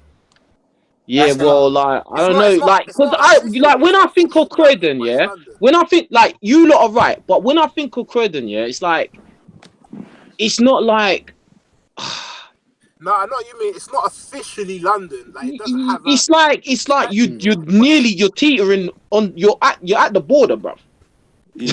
You know what I mean? You're not in the so obviously like I'm not trying to like you know downplay anything you're saying, but I'm saying it's like it's different you being there to being in Brixton or Yeah. That's true. being living in Herne Hill or living in Peckham or living in Elephant and Castle or living in Tottenham. Like bruh, it's a different kettle of fish, bruv. You know what I mean? Because I used to go around. I used to link one girl, and that she lived in Norwood Junction. So I used to go around them areas a lot, bro. Norwood You know what I'm saying? Quiet, Norwood Junction's like quiet though, man. Like back in the day. Yeah. Now, bro. Now it's quiet. Now,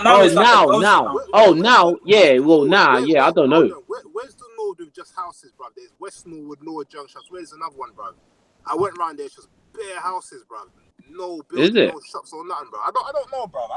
I got chased around. No, but I'm saying like it's like now, like that. What you're saying is most likely is true right now. But I'm saying before I went to the States, innit? Like, my perception of that kind of area was like, there are niggas there, but it's not as bad as if you was in Brixton, which is the high concentration, bro. High. Do you know what I'm saying? Of niggas. Do you know what I'm saying? Like, it's a different kettle of fish. So obviously, your perception of the police in Croydon is different to my perception, or you know, Marlon's perception. Do you know what I'm saying? Like, because we're in like the high concentration where a lot of things happen consistently all the time. Do you know what I'm saying? So that's just the one little point I wanted to make. But carry on, you lot, man. Can I say something quickly? Yeah, go ahead. Yeah, go. I was gonna say, so I see you say about like Croydon, but like, so some parts, because you're South Norwood, the postcode there is SE, southeast. So like that part, like some it's kind of split. Some part is counted as Surrey, some of it is counted as South London. But like, I don't know if you've ever been to like Thornton Heath or Selhurst and certain areas down there. It's just like Peckham. South Thornton Heath, like now, is just like Peckham, Brixton. Not as crowded as Brixton, but the population wise, it's exactly the same. And I can believe that it's like that now. Like, do you know what I mean? Like, but like probably when, like about 6 years ago, it was probably different. Do you know what I mean? Like, but I don't know. I don't know. Things change anyway. They moved now. What is they moved everyone up from Peckham and Stockholm them ends, and they put them up there, innit? That's what. There's obviously supposed to be black people there, but you know from when Brixton got gentrified, bro, they put a lot of them up there. Okay. That's why, That's why it's like that. Okay. Yeah, it's increased. So that's why when he says it's like that, is because all the niggas from where we grew up have gone there. Yeah, bruv, I'm telling you, bruv, I swear down, yeah. Bruv, you could go Brixton now, yeah. You could walk there like safe, bruv. Bruv, trust me, you could walk there. What, now, 2 in the morning, yeah? Bruv, I swear down, Certain bruv, 2 ends, in the yeah. morning, bruv. Yeah. Bruv, a few years ago, Brixton was mad, bruv. There was a guy on a shooting spree, bruv. Shot 9 people, bruv, on a random tip. Do you remember do you remember a case back in the day in Brixton with that what was it, a 12-year-old boy who was holding the gun at the police? Do you remember that? Bruv, that's some old story my brother told me about, man. Bruv, And it was on video, bruv. Like they had the video of him, the video footage of it and shit. Yeah, bruv, it's changed. I don't know, man. Bruh, it's mad. Like that mass, you know, like in Brixton, like mass and all of that. Like them little places and then them estates, bruv. I don't know, bruv. It's changed, bro. I promise you, bro. It's changed, bro. There's a lot of like Eritrean immigrants there now, a lot of Somalis. Yeah, I mean, like different. You know, you got the trendy white people there now. It's changed up, bro. It's changed. It's not like back in the day. I promise you, bro. It's changed. I just like this live stream. Yeah, the reason why I love this live stream that O'Shea is doing is because, as I said, like, you know, when I went to the States, a lot of Americans didn't think that, you know, stuff like this is going on. In the UK, and it is, and it's been going on for a while. Do you know what I mean? So, you know, it's good to like let people know what's really going on out there. Like, you know yeah. They think we're like some posh gangsters out here, bro. You know what I'm saying? not gangsters, bro. Tea testers, bro. Tea testers. We got a strap in one hand and a cup of tea in the other hand, bro. You know what I'm saying? It's not like that, bro. Yeah. Let me ask you guys. Let me ask you. We start listening to the truth. Let's talk about these areas and like the price, because you know, like I said, I have a female that I'm dating. You know, I've been dating for a long back and forth that lives in Northwest London, and you know, Brixton, Peckham, East London, South London. I mean, how much do these places cost? I mean, per month. Let's say if you want to get a flat. Shout out to Brother Casper. How much do these particular places per month? You know, for like a 1-bedroom or 2-bedroom, in these places that are particularly bad, right? If I want to stay in, what's worse, Brixton, Peckham, whatever it is, Peckingham? Peckham, South London, Edmonton, East London. Which are what's the worst out of those areas? Right now, probably I would say say Peckham. Nah, bro. Edmonton, bro. Yeah, North North London is dangerous. North London, East London is a bit crazy right now. True. Yeah, I think Northwest London, that's a lot of gun crime there. They're a bit crazy over there, the gun crime, you know what I'm saying? But East London, that's the cheapest area now. And it's the worst area. South London's getting very expensive. So for example, if you want to get, I don't know, let's say like a 2-bedroom flat in South London, let's say maybe Streatham or Tooting or even Battersea. It's Battersea, you got a lot of the gentrification there now, and the American Clapham Junction as well. Yeah, that will cost you for a 2-bedroom. Well, I'll say between 1.3 and around 1 between I say 1.3 and 1.6 between 1.3 and 1.6 a month. So £1,600. Yeah. Okay. And that's for like maybe a 1 or 2 bedroom. All right. So let me let me do this for the American audience who doesn't know. That's $2,116. $2,116, 80 cents per month.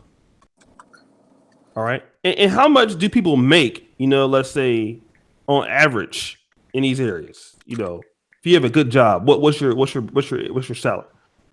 Okay, the average wage in London, I think it was what is it, King Richards? Do you know? I think it's the average wage will be like 26, 28. Yeah, it's 20. It's like 26. Yeah, around 26, 28. Yeah, let's say 26. Yeah, that's like the standard. You know what I'm saying? So a lot of the people now, they have to work. Both partners have to work basically to afford anywhere in London, because I just told you like maybe 1,300, 1,600, but that that's in those areas. There's other places where it could be higher. So it's not really feasible for one partner to work now by themselves. You'd have to have at least a part-time job. For the partner, it's very expensive, very expensive. Then you have your council tax you have to pay, and that depends on bands. So you have different bands depending on what area you're in, and there's a whole heap of other stuff to pay, as your utilities and other things. So it's very expensive, very expensive. Well, damn, I'm crying about paying £470 a month over here in Poland, and Well, I wish I could find something that cheap. That's a joke, bro. community too. Bro, a gated that's place. nice, bro. Trust me. Let me kind of talk about this. I want to go to let me go to Senator Truth. Let's talk about these white immigrants, right? Because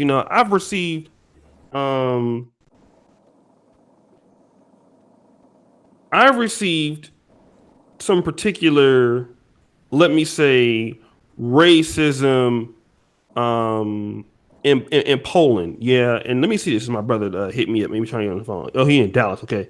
From these Polish people who live here. Now, I do know, just like the African immigrants are coming to London, you do have a lot of these European Union people, and I shout out to Britain with the Brexit thing. I think that was the right thing to do. I really do. I think it's the right thing to do. But what has been the crime levels coming up with these people? I know they've been putting the bill on the NHS with all of these people coming in, from Romania, from Poland. They don't have a lot of job skill. They're coming in, and then this racism that they've been giving the blacks in the UK. Have you guys experienced it from these Polish people, Hungarian people? Let's talk about that real quick, if you would like to. I haven't experienced any racism directly in London, so I wouldn't be able to speak about that. But what I do know about like the Polish is like I've got I'll say a few Polish friends. They're fine with me. What I would say is I noticed a lot of Polish people are building a lot in like certain parts of London. They have like their shops and that. Like that's all I could really speak about. Besides that, there's nothing much I could really add with that. Okay. Is there any hostility? Anybody that from these white immigrants that you faced, or did you have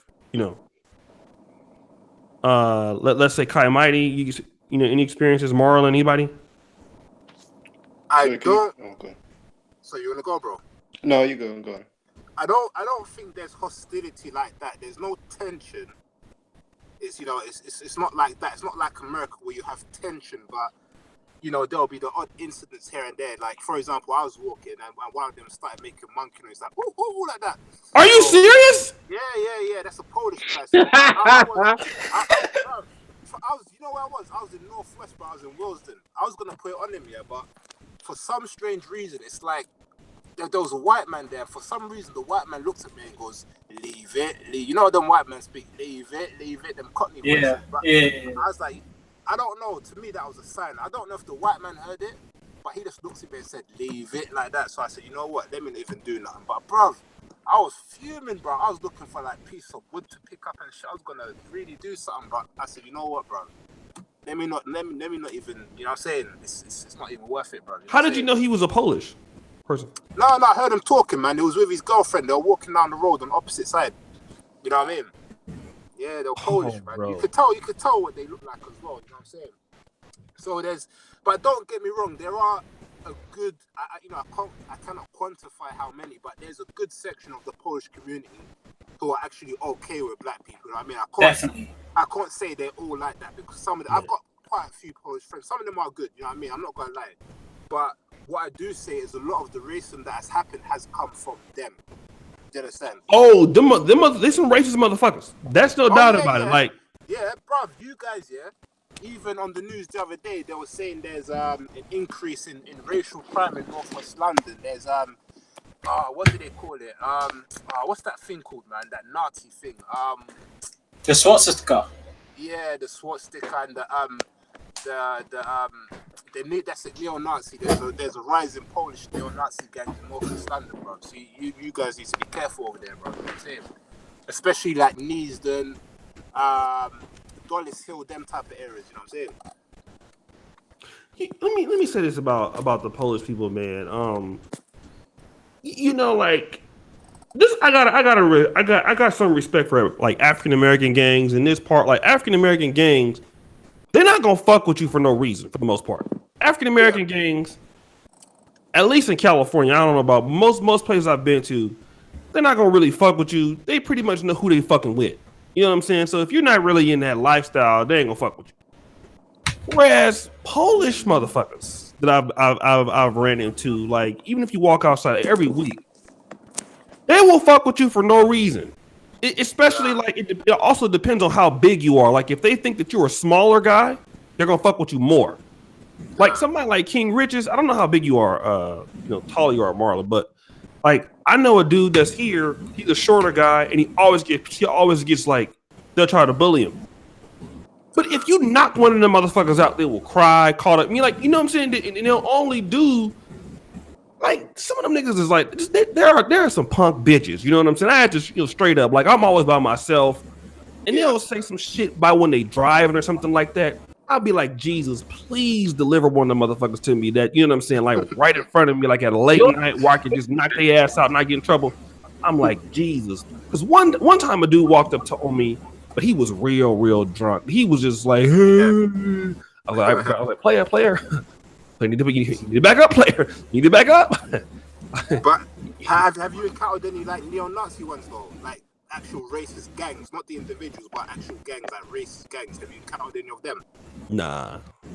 See, you're cool then. You're cool. Just make sure. But I have like a lot of, you know what I'm saying? And again, those kind of gangs be at those soccer games and shit. Like, as a black person, you got to be smart, right?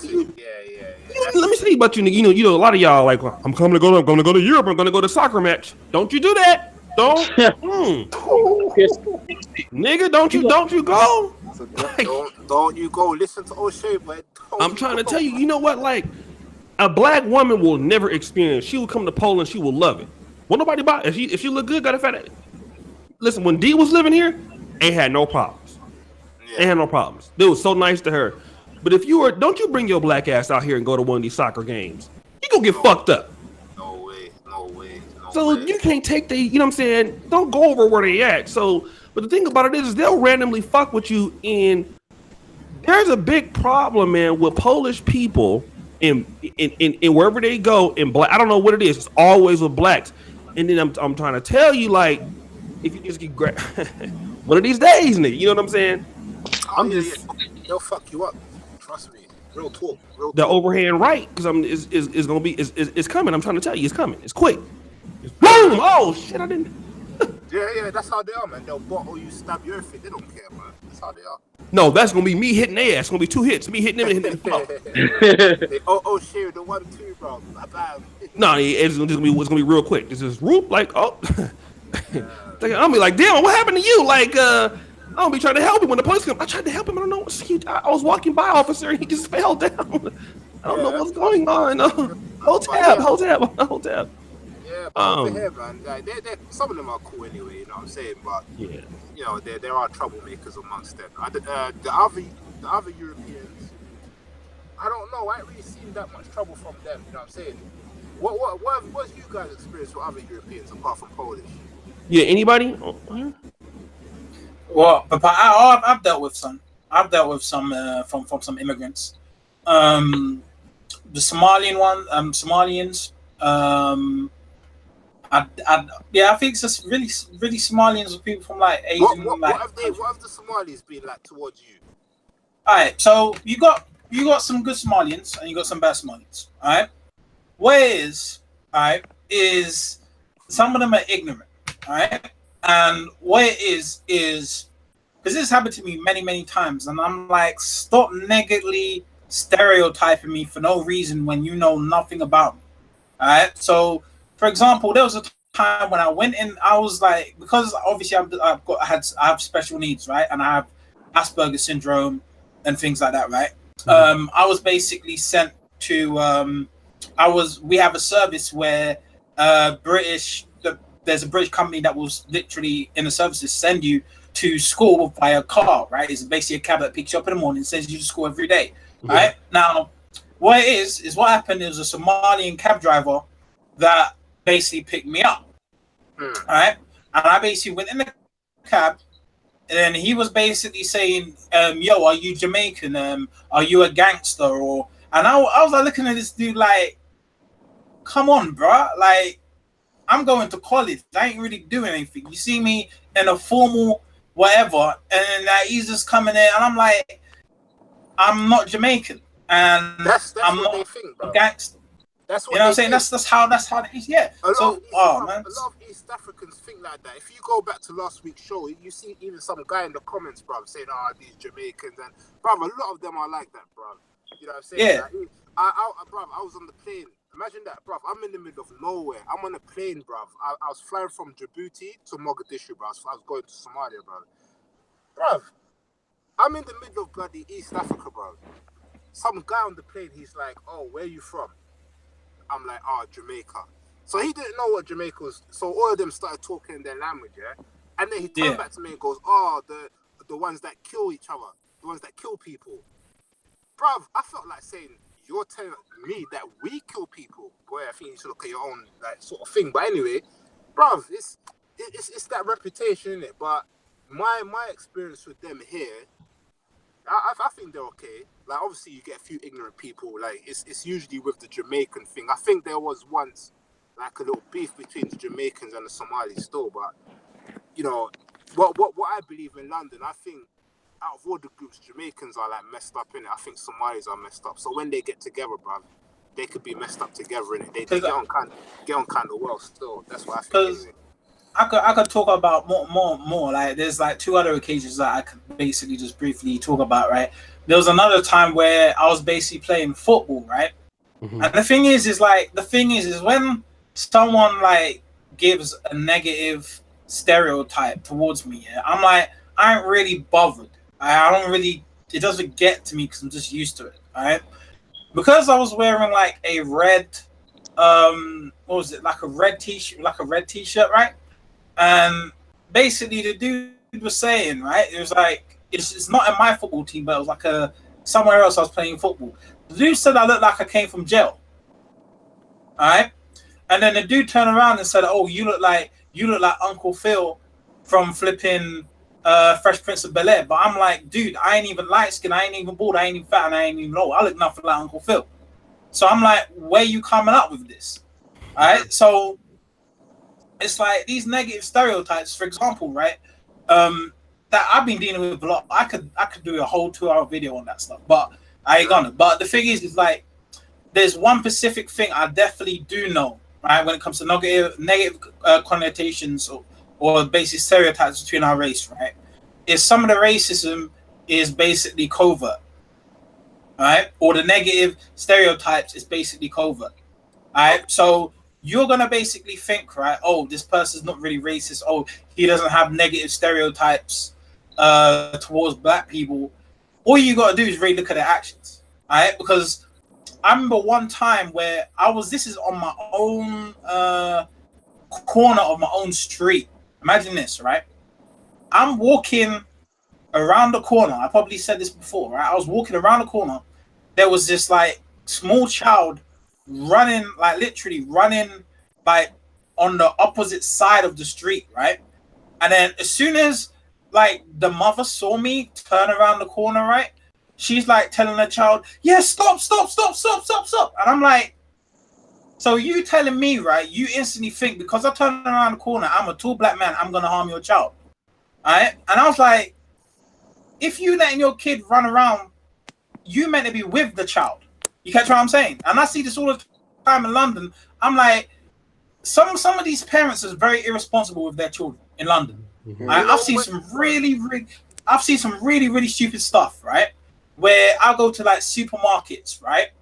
And it's a busy supermarket, and you're pushing your child at like X amount of miles an hour and thinking you ain't gonna hit in someone. Someone got me injured in Asda because of foolishness like this, right? And this is just anyway. Now, talking about this with the child, right, was as soon as I turned around, she went, oh, stop.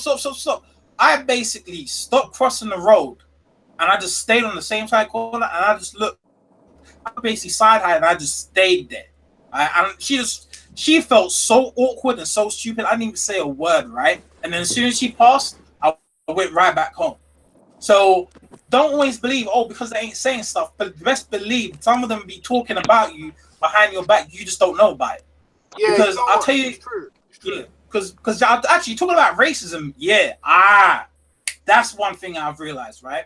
There was a time when I was on PlayStation 4, right? I was on PSN, all right? And I basically, because obviously when I speak, I sound, if you didn't see my skin color, you would think, oh, I'm just a British guy, right? Who's basically white, right? So I went in this party, right? And this dude was talking to his other friend, right? And he was basically saying, oh, you got to watch out for them darkies. And I was like, okay, let me just come. And I basically said, you know, I'm black. And then basically he's just like silent. So you with these game, don't get things twisted. When you're on PSN, right? There's a lot of racism on that PlayStation. You just don't know about it. Because, I heard about that shit. Trust me, because I'm telling you, there's people who are literally on code, right? Racists, right? Where if there's a black person in the party, they ain't gonna say none of that shit. But once you out of the party, when you sign out of the PSN party, right? Oh, they're gonna be saying that because I've caught a few people like that because I caught them off of my voice. They ain't seen my face, so I've came into parties where I'm just playing video games and they're saying like the N-word, they're saying darky, they're saying all this stuff. Trust me on this. Yeah. So So the young people though, bro. But you know what? I got a little theory, yeah. Just quickly, I got a little theory, yeah. Because you know, you were just talking about the lady, she called the child back when she saw you. I have a little theory. I want you guys to tell me what you think. Yeah. Okay. Yeah, go on. You know that dog whistle racism, yeah, that covert racism, i.e., you know, it could either be women crossing the road, yeah, or clutching their bag, yeah, or calling their children, yeah, or you know, security guards following you around the shop, or that's happened to me. Or cab drivers ask you to pay first, you know, or whether it's stop and search. You know, what I truly believe is these interactions over time in some people, I believe, could cause mental illness, bro. You know what I'm saying? I agree. I've had that theory for years. I haven't been able to prove it, but I've had that theory for years, bro. And I think a large percentage, like I said before, I cannot quantify it, but a large percentage of black people, they have some type of mental illness due to these type of things. It's either being followed in a shop on multiple occasions, stop and searches, because you know when you always have these interactions every day, I think it could cause some type of anxiety or some, you know, mental illness in black people. Like, what do you think? What's your opinion? Sorry, O'Shea, to steal the show. No. Go ahead. Y'all do your thing, man. Some questions up in this bit. But anyway, go on. Who you gonna answer? Anyone want to go answer? I'll let anyone go first. Anyone, man. Even O'Shea himself, man. No, Richard's y'all do your thing, man. It should be y'all show. Richard's cry. Yeah. Let me say my bit. All right. So fucking, I think that is true because with me being here with all these white people where I'm at, I start to feel a certain type of way, like by the way that they interact. You know, they look at me a certain way. You know, obviously some of them they try and act like, you know, I'm not like that, but it starts to make me think that is there something wrong with me? Like, even though I know it's their ignorance, sometimes your mind starts to get twisted. You get what I'm saying? And if you're experiencing this constantly, every day, like I said it in another video I did. I was like, every time I go to work, every time I know I'm going into that area of where my workplace is, I get pissed off. I'm upset because I know now I'm back into that area with all these these non-black people that are looking, oh, big black guy with tattoos again. Oh, I bet he wants to get his dick sucked, or he wants to fuck all our white girls, or he's gonna steal everything or some shit, blood. Like, you know what I mean? And after a while, it can either go two ways. You can fucking go insane or you're gonna just get fucking so angry you're gonna do something. Okay. The first person that comes along that does something, and I've felt like this at work. So now I just think of when people are rude, I just laugh. I laugh in their face, because the only other extreme that is left is me to do something mad. Yeah. You know what I'm saying? Because like every day I feel this energy from them, innit? Do you know what I mean? Okay. So I agree with what you're saying. It can lead to, you know, if you're experiencing all this kind of covert racism shit, it can make you fucking get twisted. It can twist you up mentally. Like, yeah, I agree with that 100%. Because I'm going, not that I'm going through it as in I'm losing my marbles, but like I feel it. Like you know what I mean? Yeah. I feel it. Like to the point where, you know, like sometimes, oh man, I don't want to even fucking go around these people. I don't even want to go to that certain area. Why can't I just be free and not get that? Yeah. Do you know what I'm saying? And then that's when it makes me feel like, oh man, I just want to go to, you know, Nigeria or something, or somewhere where we're in the people that look like me are in the majority. Okay, so I know this that must if be people, a common thing then. Must be a common thing. yeah, because if it's because I think like if I'm in somewhere like that, then at least like whatever happens is not because I'm black. Yeah. Do you know what I'm saying? It's not just that. Whereas here, it's like it's because you're a big black, scary, angry black guy with tattoos. Do you know what I mean? Like fuck. Yeah. He's gotta attack us. Some brutal attack, man. Yeah, because the thing is, I see white dudes that are the straight direct parallel of me. They're big, they have tattoos, and they're not looked at like that. They're not treated like that. They're treated normal. You know what I'm saying? So that's why, you know, you have some black people that will say to me, oh, well, maybe you should change how you dress, or maybe it's because you should cover up all your tattoos, or you should do this. No, it ain't, bruh. Even if you do that, that don't mean nothing, blood. Don't mean nothing, Exactly. bro. That don't mean nothing, bro. And I just said it. I have personal white mates who are the exact white counterpart of me, and they don't get that shit, blood. Yeah. So It's it ain't about what it is. It's not about these little things. It's about you are the scary black dude, bro. That's what it is, and that can take its toll on someone mentally. That's all I got to say about that. So I'll tell you what. I was gonna say. I'll tell you what. I've had the similar experiences like that before as well. Like walking down the street, people start getting a bit timid, and like they look a bit shook. You know what I'm saying? Like and then like the same thing with the security guards. Although with that aspect, it's mainly Africans. It's a mix between Africans or white from my experiences. But like being like a tall black guy walking down the street, people get timid, start clutching onto their bags, all that sort of stuff. I definitely kind of agree with that. I do notice that. Do you feel that it affects you in any way though?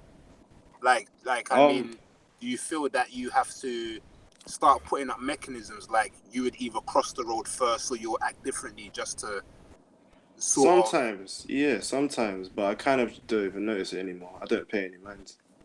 Okay. Just block it out, man. Yeah, I've got to the stage where I got to the stage where now I don't even care anymore. Like, you know, I don't care if people think like these people that do this covert. Let's be real, these white people, yeah, that do this covert racism shit, that they act all scared and shit, or they act uncomfortable. You know, you get these white girls that when you're walking and they're walking, and they start looking everywhere and acting all weird and shit. Bro, I don't give a shit no more. Now, it's actually entertaining to me that I can make them be like that. You know what I'm saying? It's true. But it's hypocrisy though. It's hypocrisy though. It's either you're gonna come to terms with they're gonna be like that and don't let it phase you, or that's when you're gonna start having mental issues. Yeah. Creeping That's why I asked, because I had a theory a few years ago, you know what I'm saying? So I was doing a lot of research into it, and you know, I still hold this theory till this day. But it's mad because you said about the white girls. It's weird because you know when you get like the working class or lower class, whatever you want to call them, like the Cockney type people. Yeah. They wouldn't cross the road and they wouldn't act like that. Because I know what you're talking about. them people are a bit rough anyway. So then, in a way, they're not scared of you. But it's crazy because when you get the middle class white women, they'll be the first people on campus to hold up their flags, say no to racism, we're all equal, and you know they're quick to defend ethnics and those type of people, bro. Because they come out, they've been listening to fucking rap songs and shit. They think they're not racist because they went to wireless. Yeah. Real talk, blood. Real talk. Nah, real talk, for real. But you know, when shit hits the fan and they actually like confront with a black guy, bro, that heart starts pumping real quick, bro. You know what I'm saying? Best believe. Different story, bro. Can I add? Because this is the thing with Marlon's like theory, right? Is I think I could agree with that the most, simply because there was a time where I wasn't really fond of music, all right, and I have, obviously, as you can see, I have these Bose headphones, right? Back in the day, I didn't have them, right? And I was exposed because these are like noise sound counseling, right? So there was a time before that I didn't have it and I wasn't listening to music like that. All right, wait, can you guys hear me? Yeah, you guys hear me? Yeah. All right, sorry, the mic was just here. So basically, when he's talking about developing mental issues in the black, because I think there's actually statistics that black people are more prone to mental illnesses in the UK, right? And the thing is with that, right, is like I know for sure, like I used to develop a deep paranoia, all right, meaning that, say for example, I'll walk in the street, right? There was a time where this happened recently, right, where I walked to the street and I was walking around looking for like my bus pass that I basically lost, right? And I basically crossed over, and basically there was this like white guy coming over me, and I was looking at his face expression, his body language, everything, and I'm like, is this guy saying hi to me because he just wants to see like I'm not being aggressive, or he's just or is it the typical British mannerisms, if you know what I mean? You just say hi to people sometimes, you know, just when you as you meet, or is it because they fear me? All right. That's like the psyche I sometimes think of. It's just like, why are you smiling so much? You know, it's like there's a certain level to this, right? It's like you can feel the fakeness coming from them, right? Now, Sometimes when they're being nice, like at work, like sometimes when they're trying to be nice, it's like, yo, you're trying, like it's not genuine. You know what I mean? You're trying to accommodate. Oh, I know everybody else is probably treating you like a monkey, so let me try and be nice to you and make it, like, lighten the burden a little bit. Hi, how you do? Like, you know what I mean? Like, fuck off, man. And it's like like, you know what I mean? Fuck off, man. Like, you can't. They don't listen. This is the thing. This is what I've observed. Here, my experience right now, where I live, right? Yeah. They can't treat man how they treat each other. If they don't talk to you like how they talk to each other, if they don't react to you the way that they react to each other, then there's a fucking disconnect. They have a problem with you, blood. This is not even if they're acting negative. Sometimes they could be. It could look like they're acting positive, but it's actually not.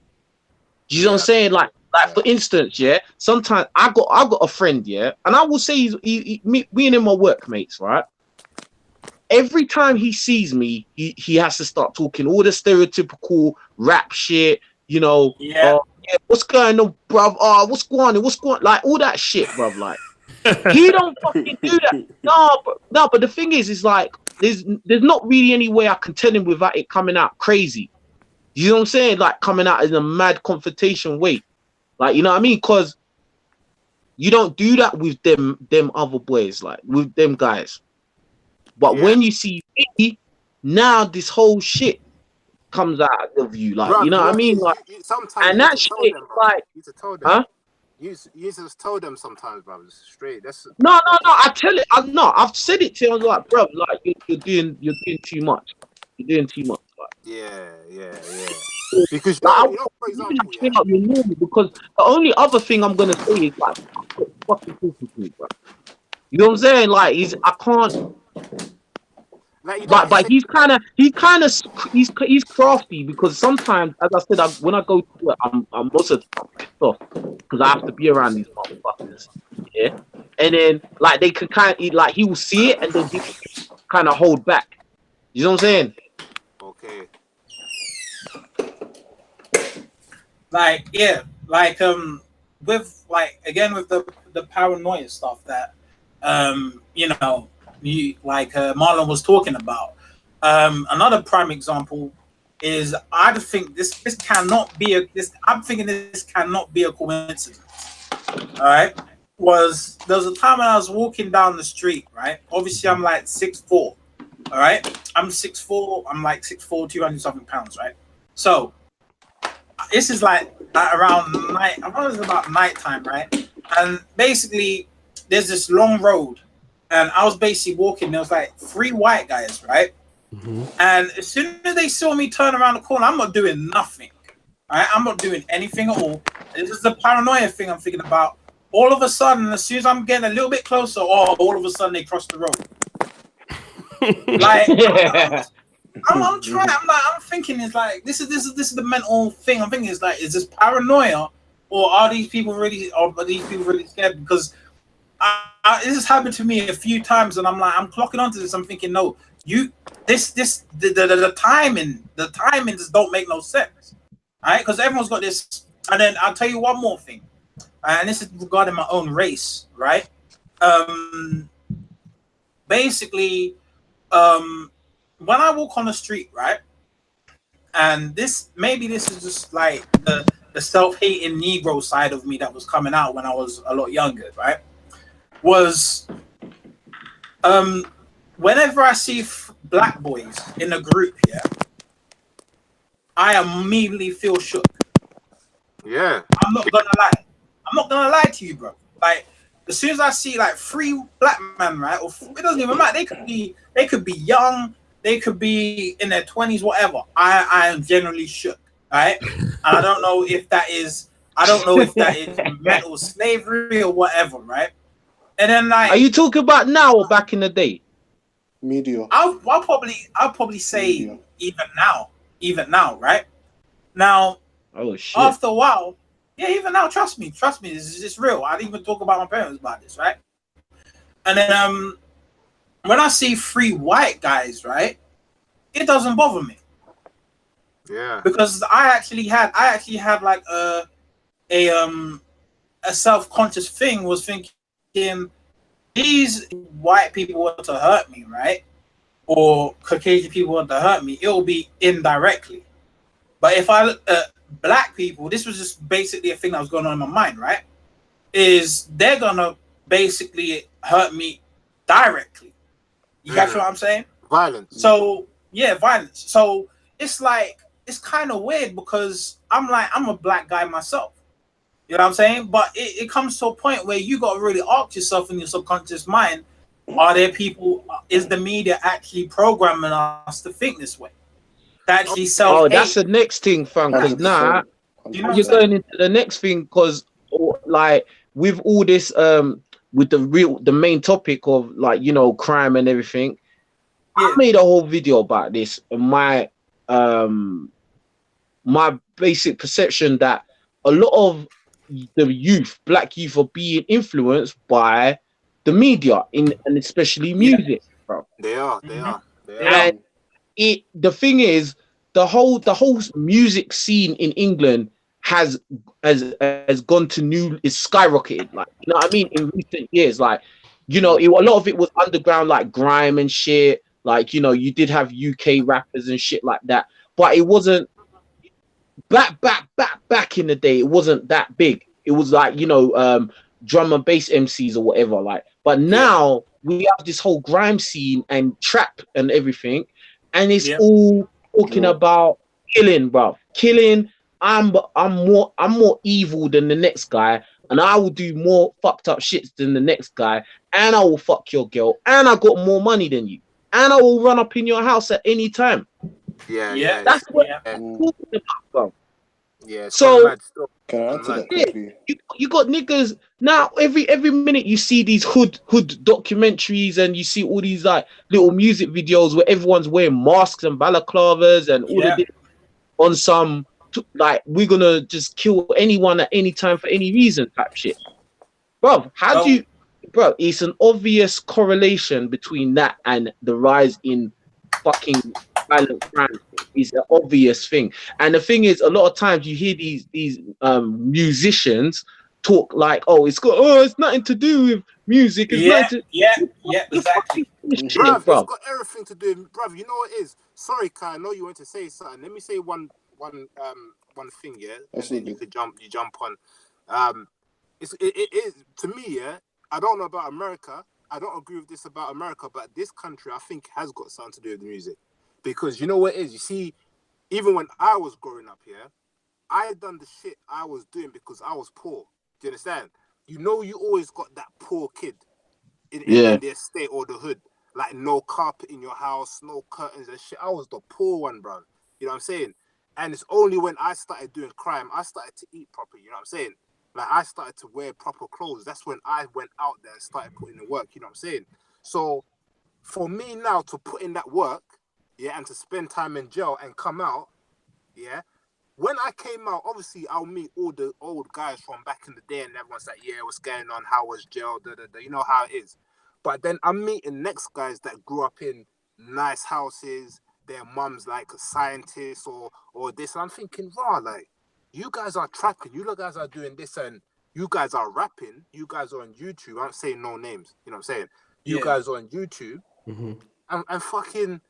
You lot are talking about all the shit, talk about gun, talk about this, and you don't do nothing. Like, this ain't your life. Yeah, and the yeah. ones who do live that life didn't need to live that life. You know what I'm saying? So where's it coming from? Because back in my day, it was a necessity. Like I told you a few weeks ago, a lot of my friends are African, you understand? So they'll come into the country, they're poor, they're immigrants. You know what I mean? We all did what we had to do. You know what I'm saying? So that's, you know what I mean? So, but now, I think the influence is different because there's more money circulating now. Even if you're on welfare, bruv, you could get a lot of money on welfare nowadays, bruv. You know what I'm Yeah, saying? it's true. Money's circulating, bruv. There's people on welfare that get more money than someone who's working in certain places, bruv. Yeah, You know Yeah. what I'm saying? So there's a lot of money circulating. So why are you doing the shit, bro? I can't respect it, bruv. I cannot respect it. You know what I'm saying? So if it's not coming from the music, where is it coming from? If you're not in that it's need, the. I'm telling you, it's music is a powerful fucking yeah, bruv. medium, bro. You know what I'm Yeah, saying? bruv. Like, I know me personally, I know I was influenced by music very, very, very severely, bro. Do you know what I mean? Like, I was trying to be this image, I was trying to live out this thing, and like, being real. You know what I mean? Like, even till today, the way I think about certain things, the way I would react to certain situations is because Yeah. of the influences I've soaked up But like a what music did you sponge. listen to though? You Was know what it I'm saying? UK music or was it American music? What did you listen to? Both, Okay. both. Yeah. Can we let Kai say something because he was Yeah, waiting? yeah. Sorry, Oh sorry, yeah, bro. that's like Sorry, Kai say sorry, something. Remember that. So sorry, bro. Sorry. I was gonna say like, music, YouTube, Facebook, all these media platforms tend to glorify certain lifestyles and behaviors, and it has an impact on like how we are viewed in like everyday life as well. And like, Yeah. like for me, when I walk into an area and I see like majority white people, like the big houses, it's like I get a sigh of relief. And then Yeah. I go into like a rougher end, you see like rowdy young black guys, hoodies. It's like I get cold chill down my spine sometimes. It's like, whoa, what's going down?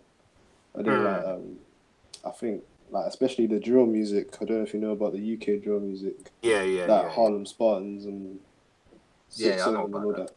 Yeah, a lot of that is glorifying like that sort of lifestyle, just like going out and like stabbing people, being on road and all that stuff. And it does have a deeper impact on like your mindset and how you look at certain demographic of people, and it's being glorified and it's cool in it. And like they go on concerts on stage performing like repeat, and Yeah. the fans are like chanting these lyrics about dipping people up and stuff. And Yeah. it's like it's having a huge impact on a deeper level. That's what I'm saying. It's like, for them. Sorry, like, for the think about American it, yeah? audience, like dipping, like stabbing and stuff. Innit? Oh yeah. But I'm For saying the like, boom, like if like think of it like this, yeah, because I really can't stand it when people say, oh, the music don't have no influence. That really pisses me off when they say that, bro. Because Same. think about it, yeah. If you're broke, if you ain't got no money and you're 15 years old, and all you listen to is grime music and trap music every fucking day, yeah, and all your friends listen to that shit every single day. And in society, it's made out that that is actually cool for a black boy. That is what is cool. That's what the girls like as well. Yeah. Yeah.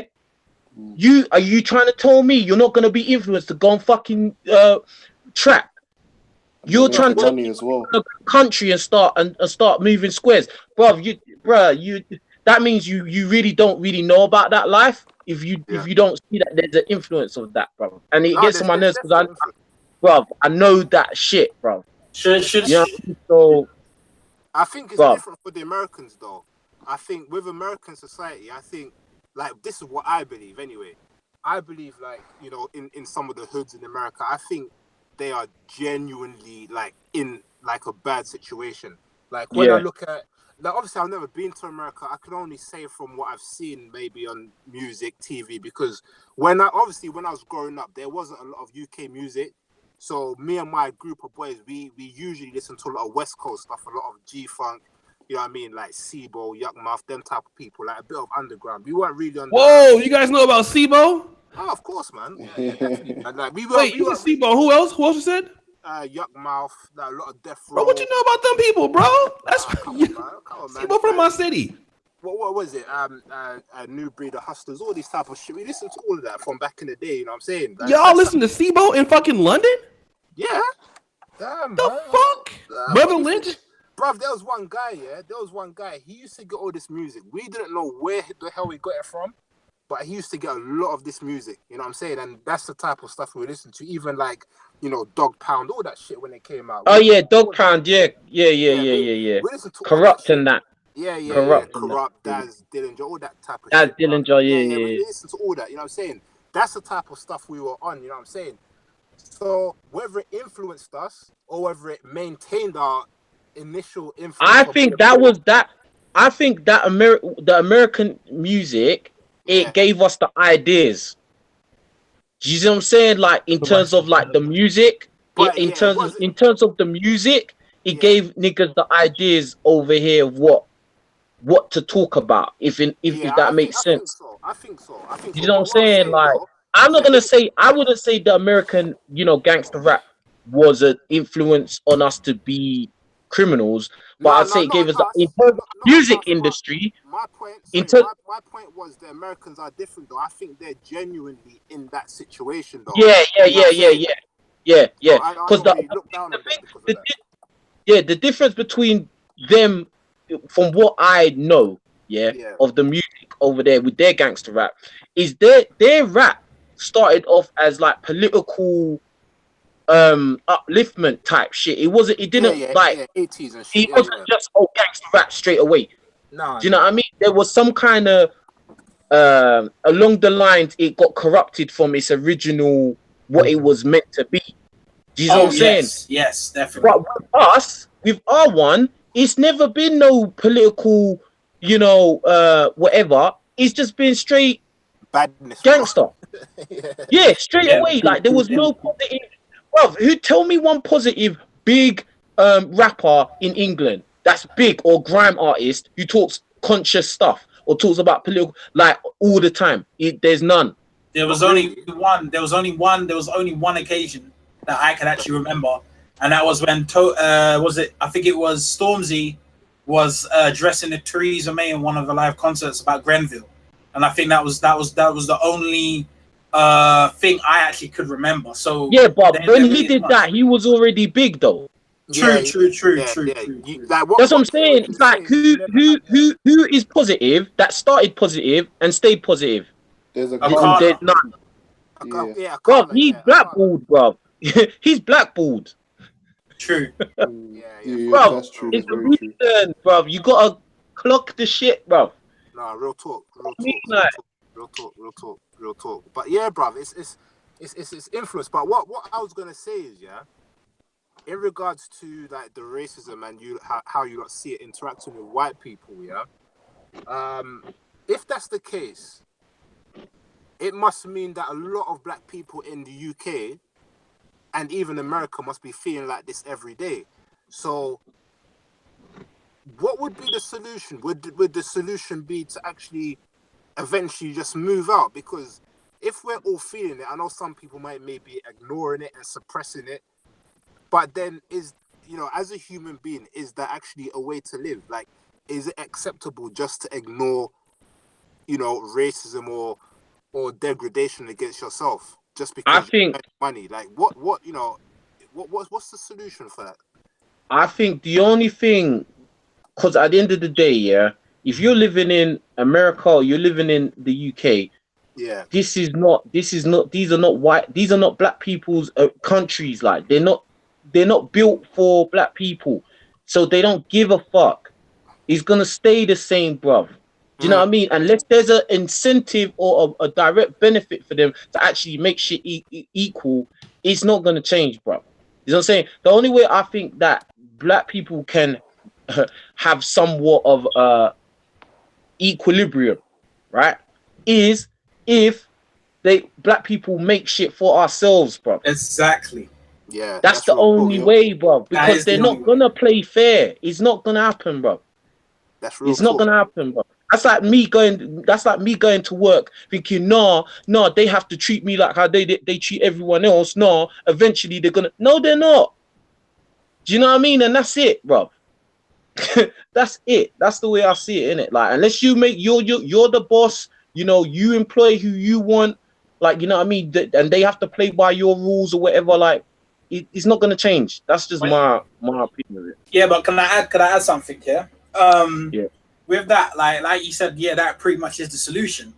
All right, but the thing is like, obviously we haven't tested the waters yet. But the thing is we gotta have people on code. You know what I mean? And also the political side of things, because the thing is like, even like regarding making your own, there's a lot of division. There's a lot of politics in the black community. You know what I mean? I've experienced it for myself and things for fun. Like, if you actually know, I've actually stopped doing the autism stuff. Right? So basically, because lack of support. Right? So basically, what I realized is, that here's the three things I genuinely think, right, is causing like these problems. Right? Is the single parent motherhood situation. All right, poverty. All right, that's one, definitely poverty, the single parent problem, the culture, or basically the influence on the media. All right, for example, the music. All right, there was a very, very powerful episode I watched, right, and it was on the Boondocks. All right, anyone watch the Boondocks here? Yes. All right, have you seen the and when you got people who basically say, oh, they always downplay, like, oh, it's not about the music and all this stuff. Remember, the very same people who are saying this are the ones who are making money off this. This is the thing you got to remember. Yeah, Right? exactly. It's not. Yeah. It's not the people, right, who are outside, who ain't in that genre or niche, that is against, who are basically saying, oh, it's not that much. It's because they know if they turn around and say that, that's their livelihood down the drain. Right? Now, the thing is with this, right, is in regards of like the Boondocks episode, right? This is why I say, like, music, like King Mitch has said, music's a very powerful thing. Right? It does something to your brain. All right?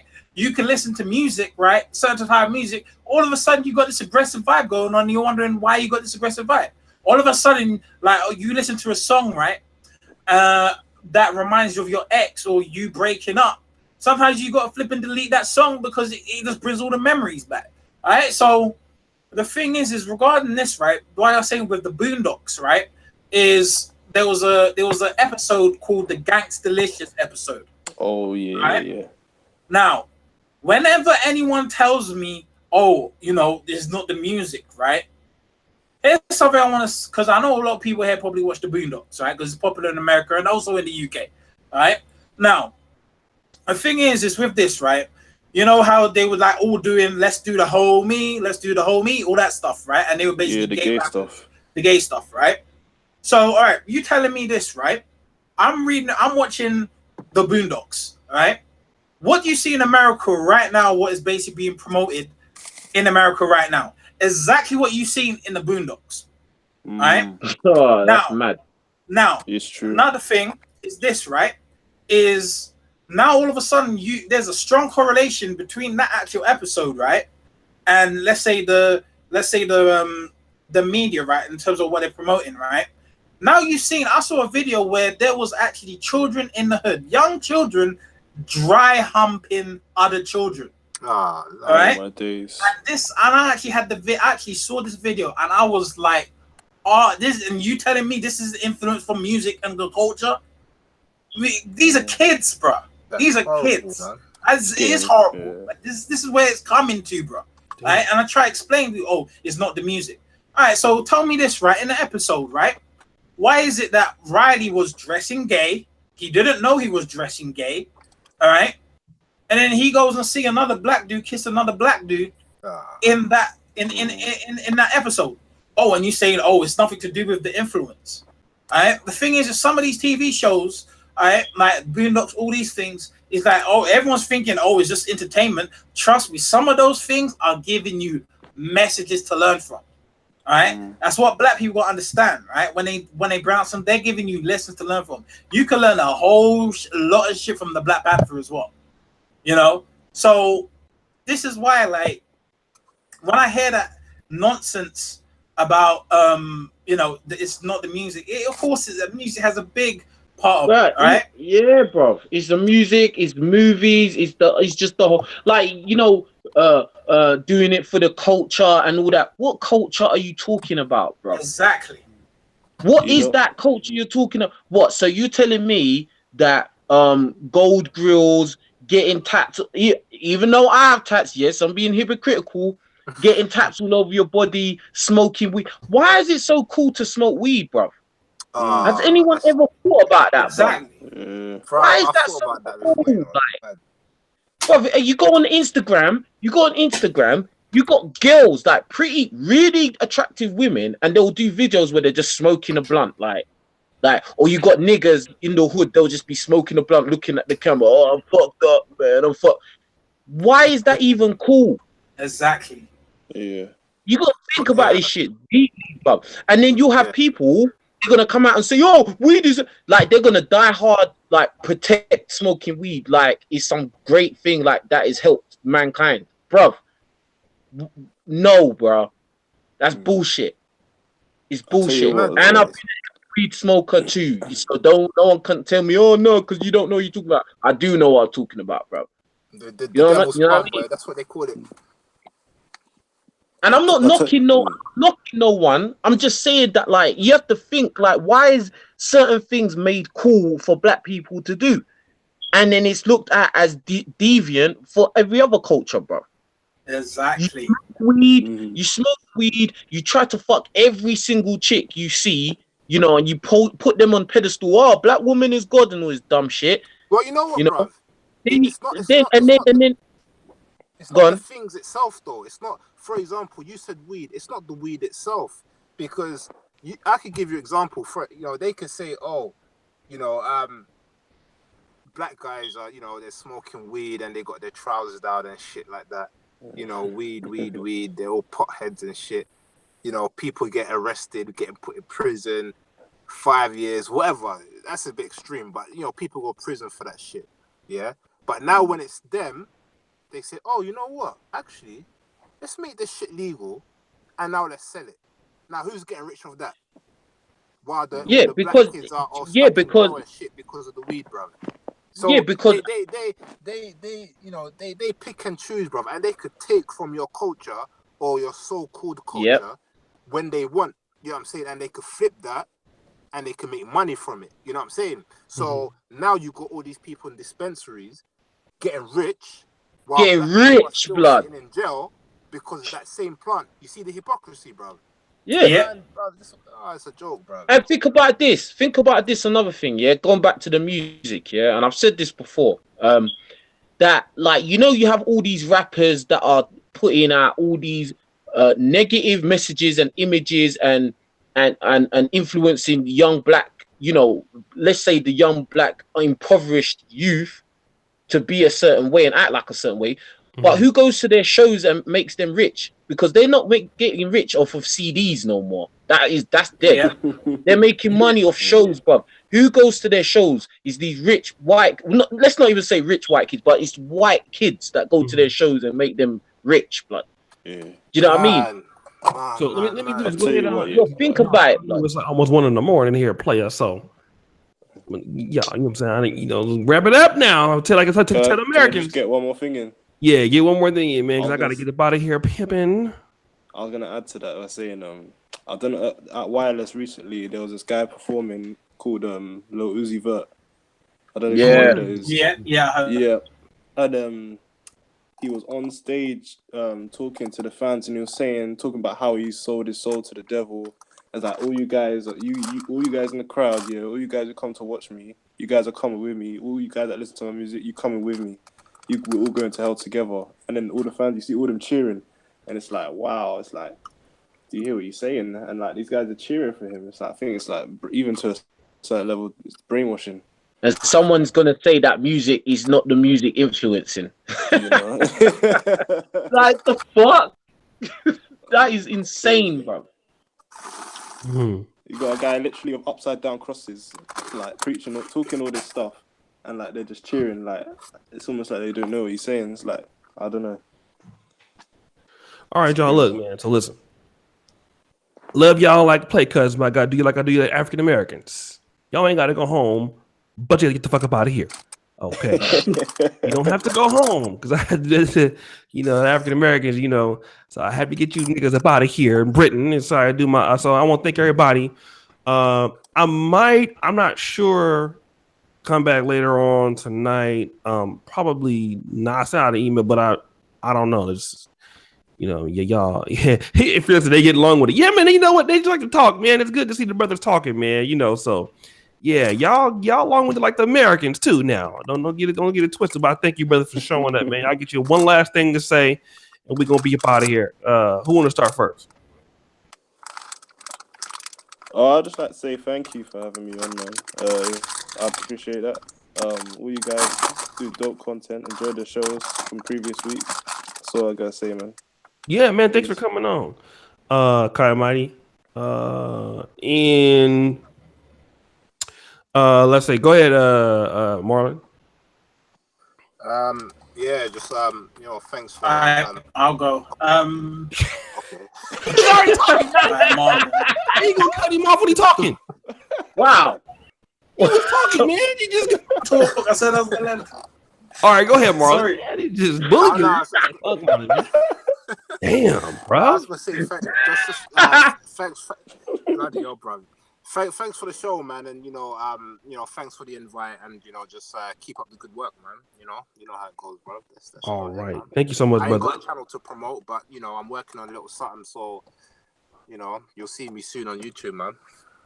Big Marlon, you gonna come out here and get that Alpha Male Strategies money? Okay, player. Oh yeah. You know how it goes, bro. All right, Senator, man, go ahead and let everybody know what's up, player. All right. The Black Manosphere. Well, I've made the channel, but obviously I need to work it. I'll put it in the comment section. Everyone subscribe.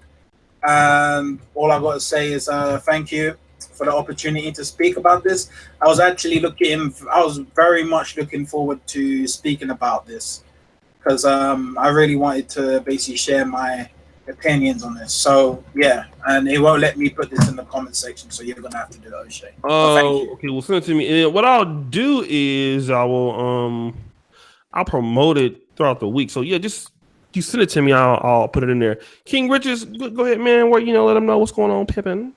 Yeah, man. Safe O'Shea.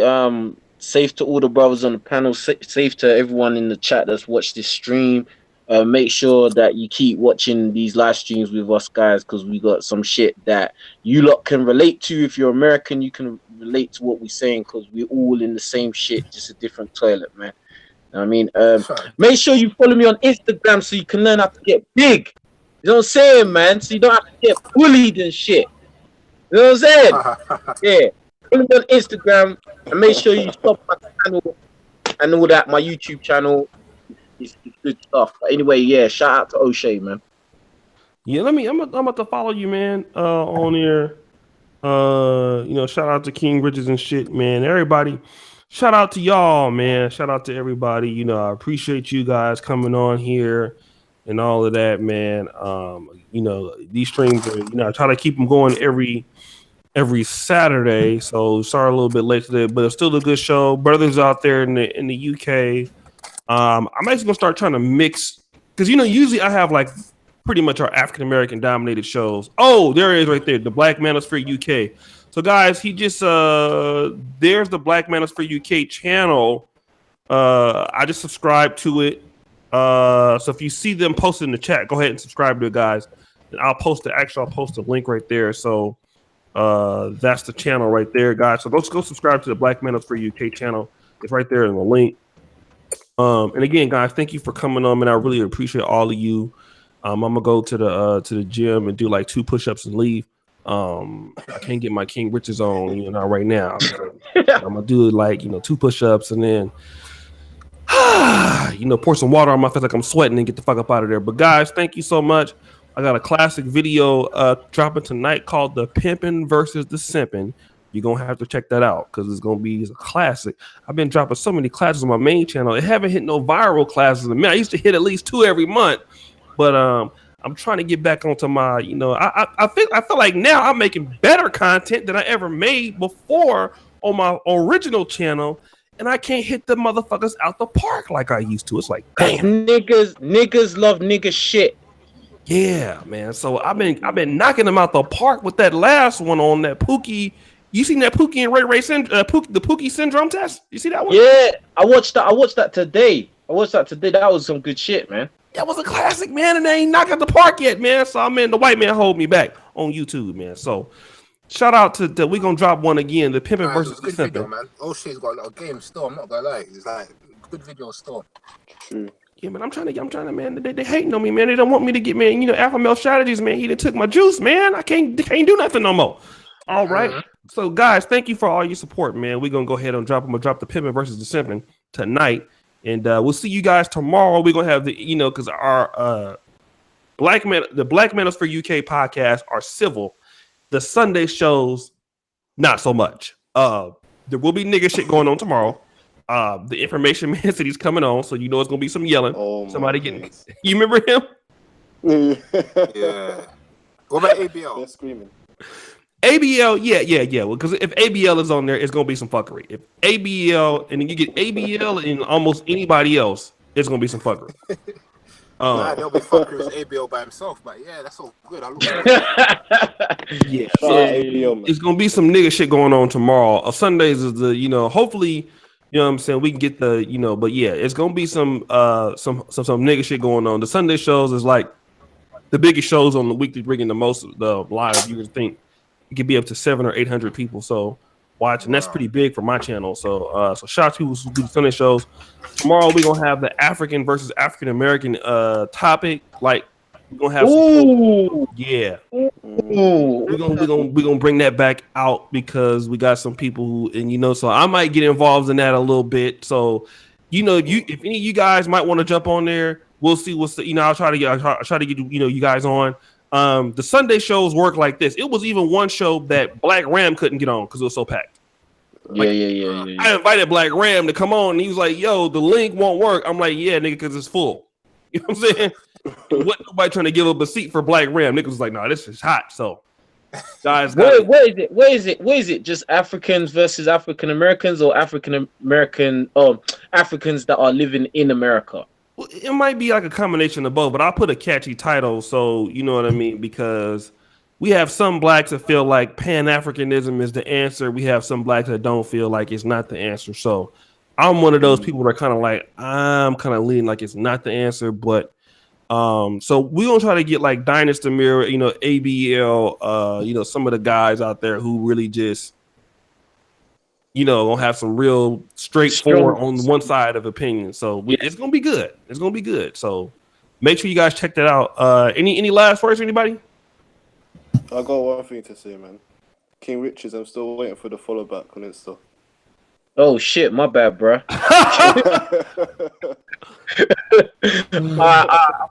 What is it? Same name, yeah? Kai. Chef Mighty. That's it. Chef Mighty. All right, my bad, bro. I'm gonna follow you right. You're a real chef, bro. That's cool. On the court, I am. Yeah. On the court. Oh, you play basketball? Yeah. Play at university. You ever heard of Cream Bigums? Nah. Who's that? Look him up on YouTube, bro, and then email me. Cream Bigums, Who heard of Cream Bigums? I need to check that out. Yeah. So anybody in the chat heard of Cream Bigums? That sounds like a trick question, but Y'all don't know who Cream Bigums is? Shout out to King Nick 1, 2, 3, 4, my brother right there. Cream Bigums only the greatest basketball player to ever live, man. But just check out Cream Bigums, man. I don't know if you can fuck with him though, bro. Like I know you call it a chef, but you don't want no Cream Bigums. See, Dr. Dre, what I'm talking about? You don't want look at the Cream Bigums documentary, bro. I'll just go ahead and look at the I'm Cream going to search Bigums. that right now. Yeah, 30 for 30 documentary. So, anyways, listen, man. Y'all check out my boy Cream Bigums. CREAMBIGGUMS. Cream Bigums. Cream. So I'm just letting you niggas know. And none of y'all want the problems, okay? All right. So shout out to Brother Redwood over at St. Negro's Hospital. We're gonna hire some new people over at St. Negro's. Got applications. Okay, we're gonna hire freelance over there, security. Okay, we knocking niggas out in the hospital. If we come back and tell you got cancer, you get mad, you get knocked out. Okay, that's how we do it at St. Negro. We don't take no shit. Okay, if you don't like the diagnosis, you talk that shit. We'll say, okay, nigga, calm down. If you don't calm down, that overhand right. Okay, it's you know. All right, They get one calm down. They get one chance. Yeah, no, we don't play that shit at St. Negro. Yeah, we don't back up off me, player. Back up off me. I'm just letting you know. Okay. All right, man. So, guys, thank you so much. We'll see you guys tomorrow. If you guys want to get it on the show tomorrow, it's gonna be great. Shout out to Doug. Peace out, y'all. All right, peace, man.